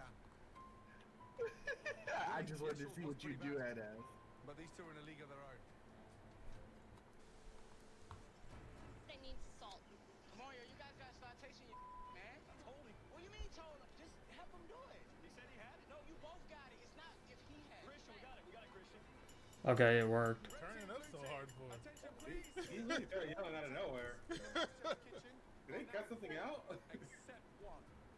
That table. She went over there, she tasted it, she said it needs salt. That's all you gotta say. Why is he screaming? She didn't even turn up.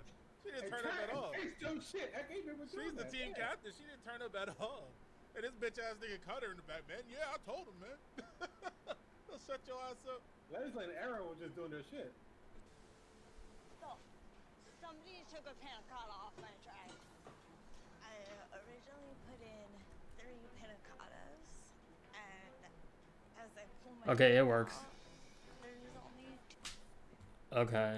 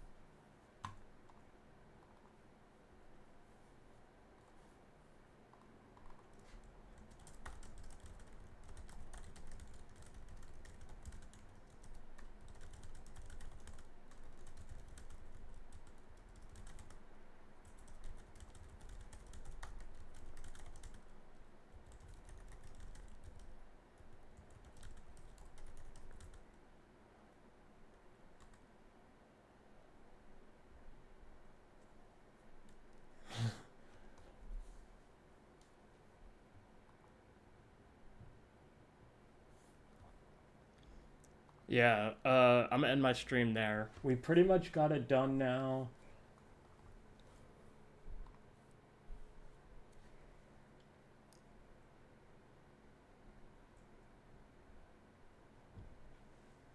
And yeah, once I do the Spotify fetching, I need to do the Spotify fetching, and then I need to do the exclusive stats. So once I do the exclusive stats, once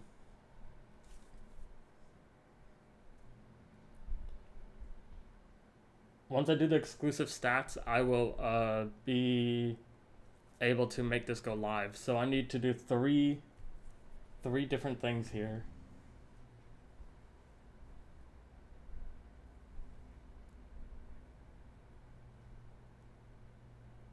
Wait, when canceled, access to the subscription features continues until the end of the period. I need to add that too. And then I do need to set up a sales thing. So if someone does do a subscription, I do need to check the webhook. So let me go to my to-do list.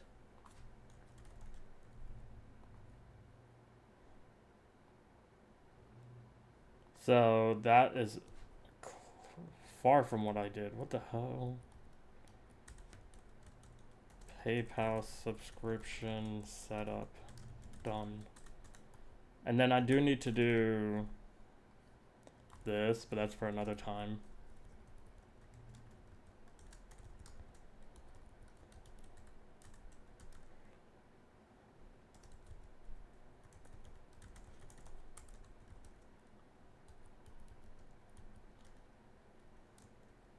And then what else do I need to do here? I need to set up and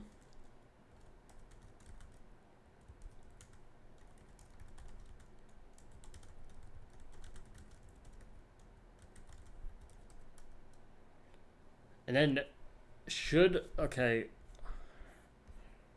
it be locked behind the cookie thing? Okay, let me see.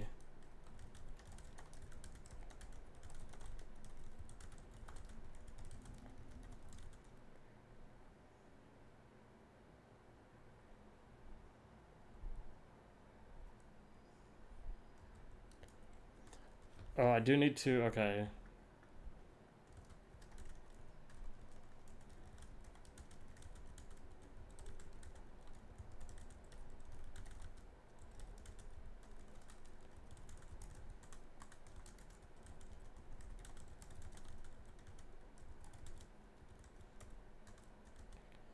And then what else did I just thought of something that I needed to do.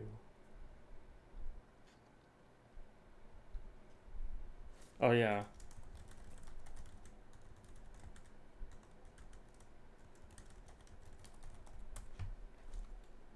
So yeah, this is something that I need to do still.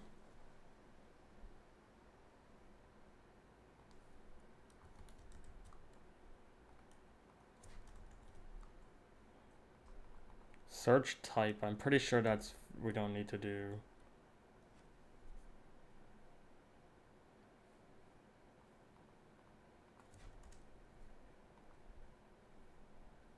Add to playlist. Sites, stat pages, pretty much done.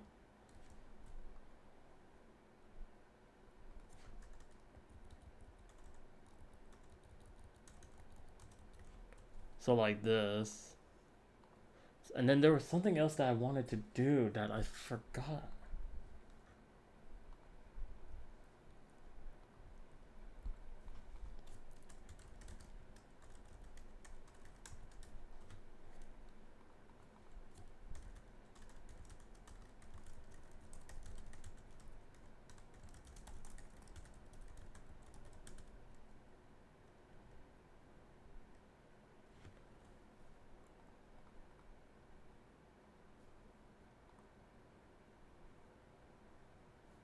94,000.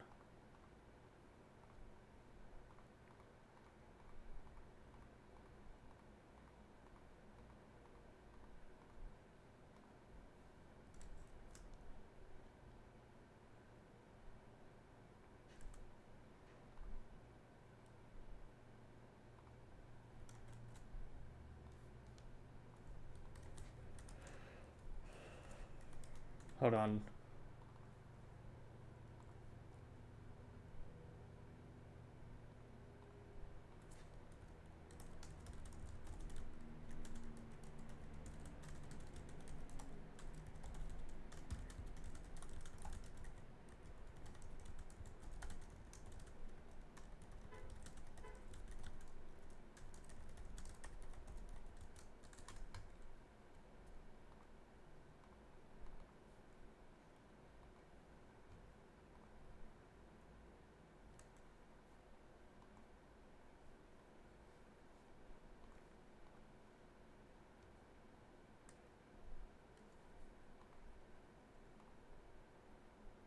Yeah.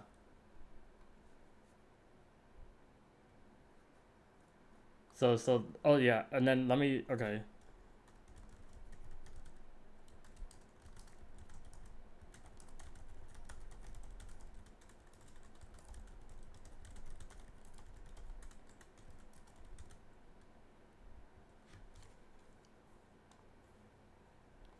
What else?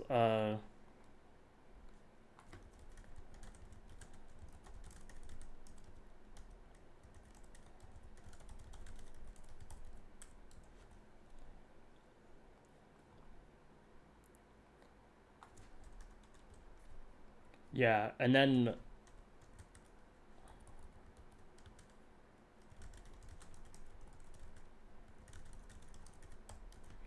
so I want to separate this and then prepare for 2026, so obviously be separate. Yeah, I'm gonna end my stream there.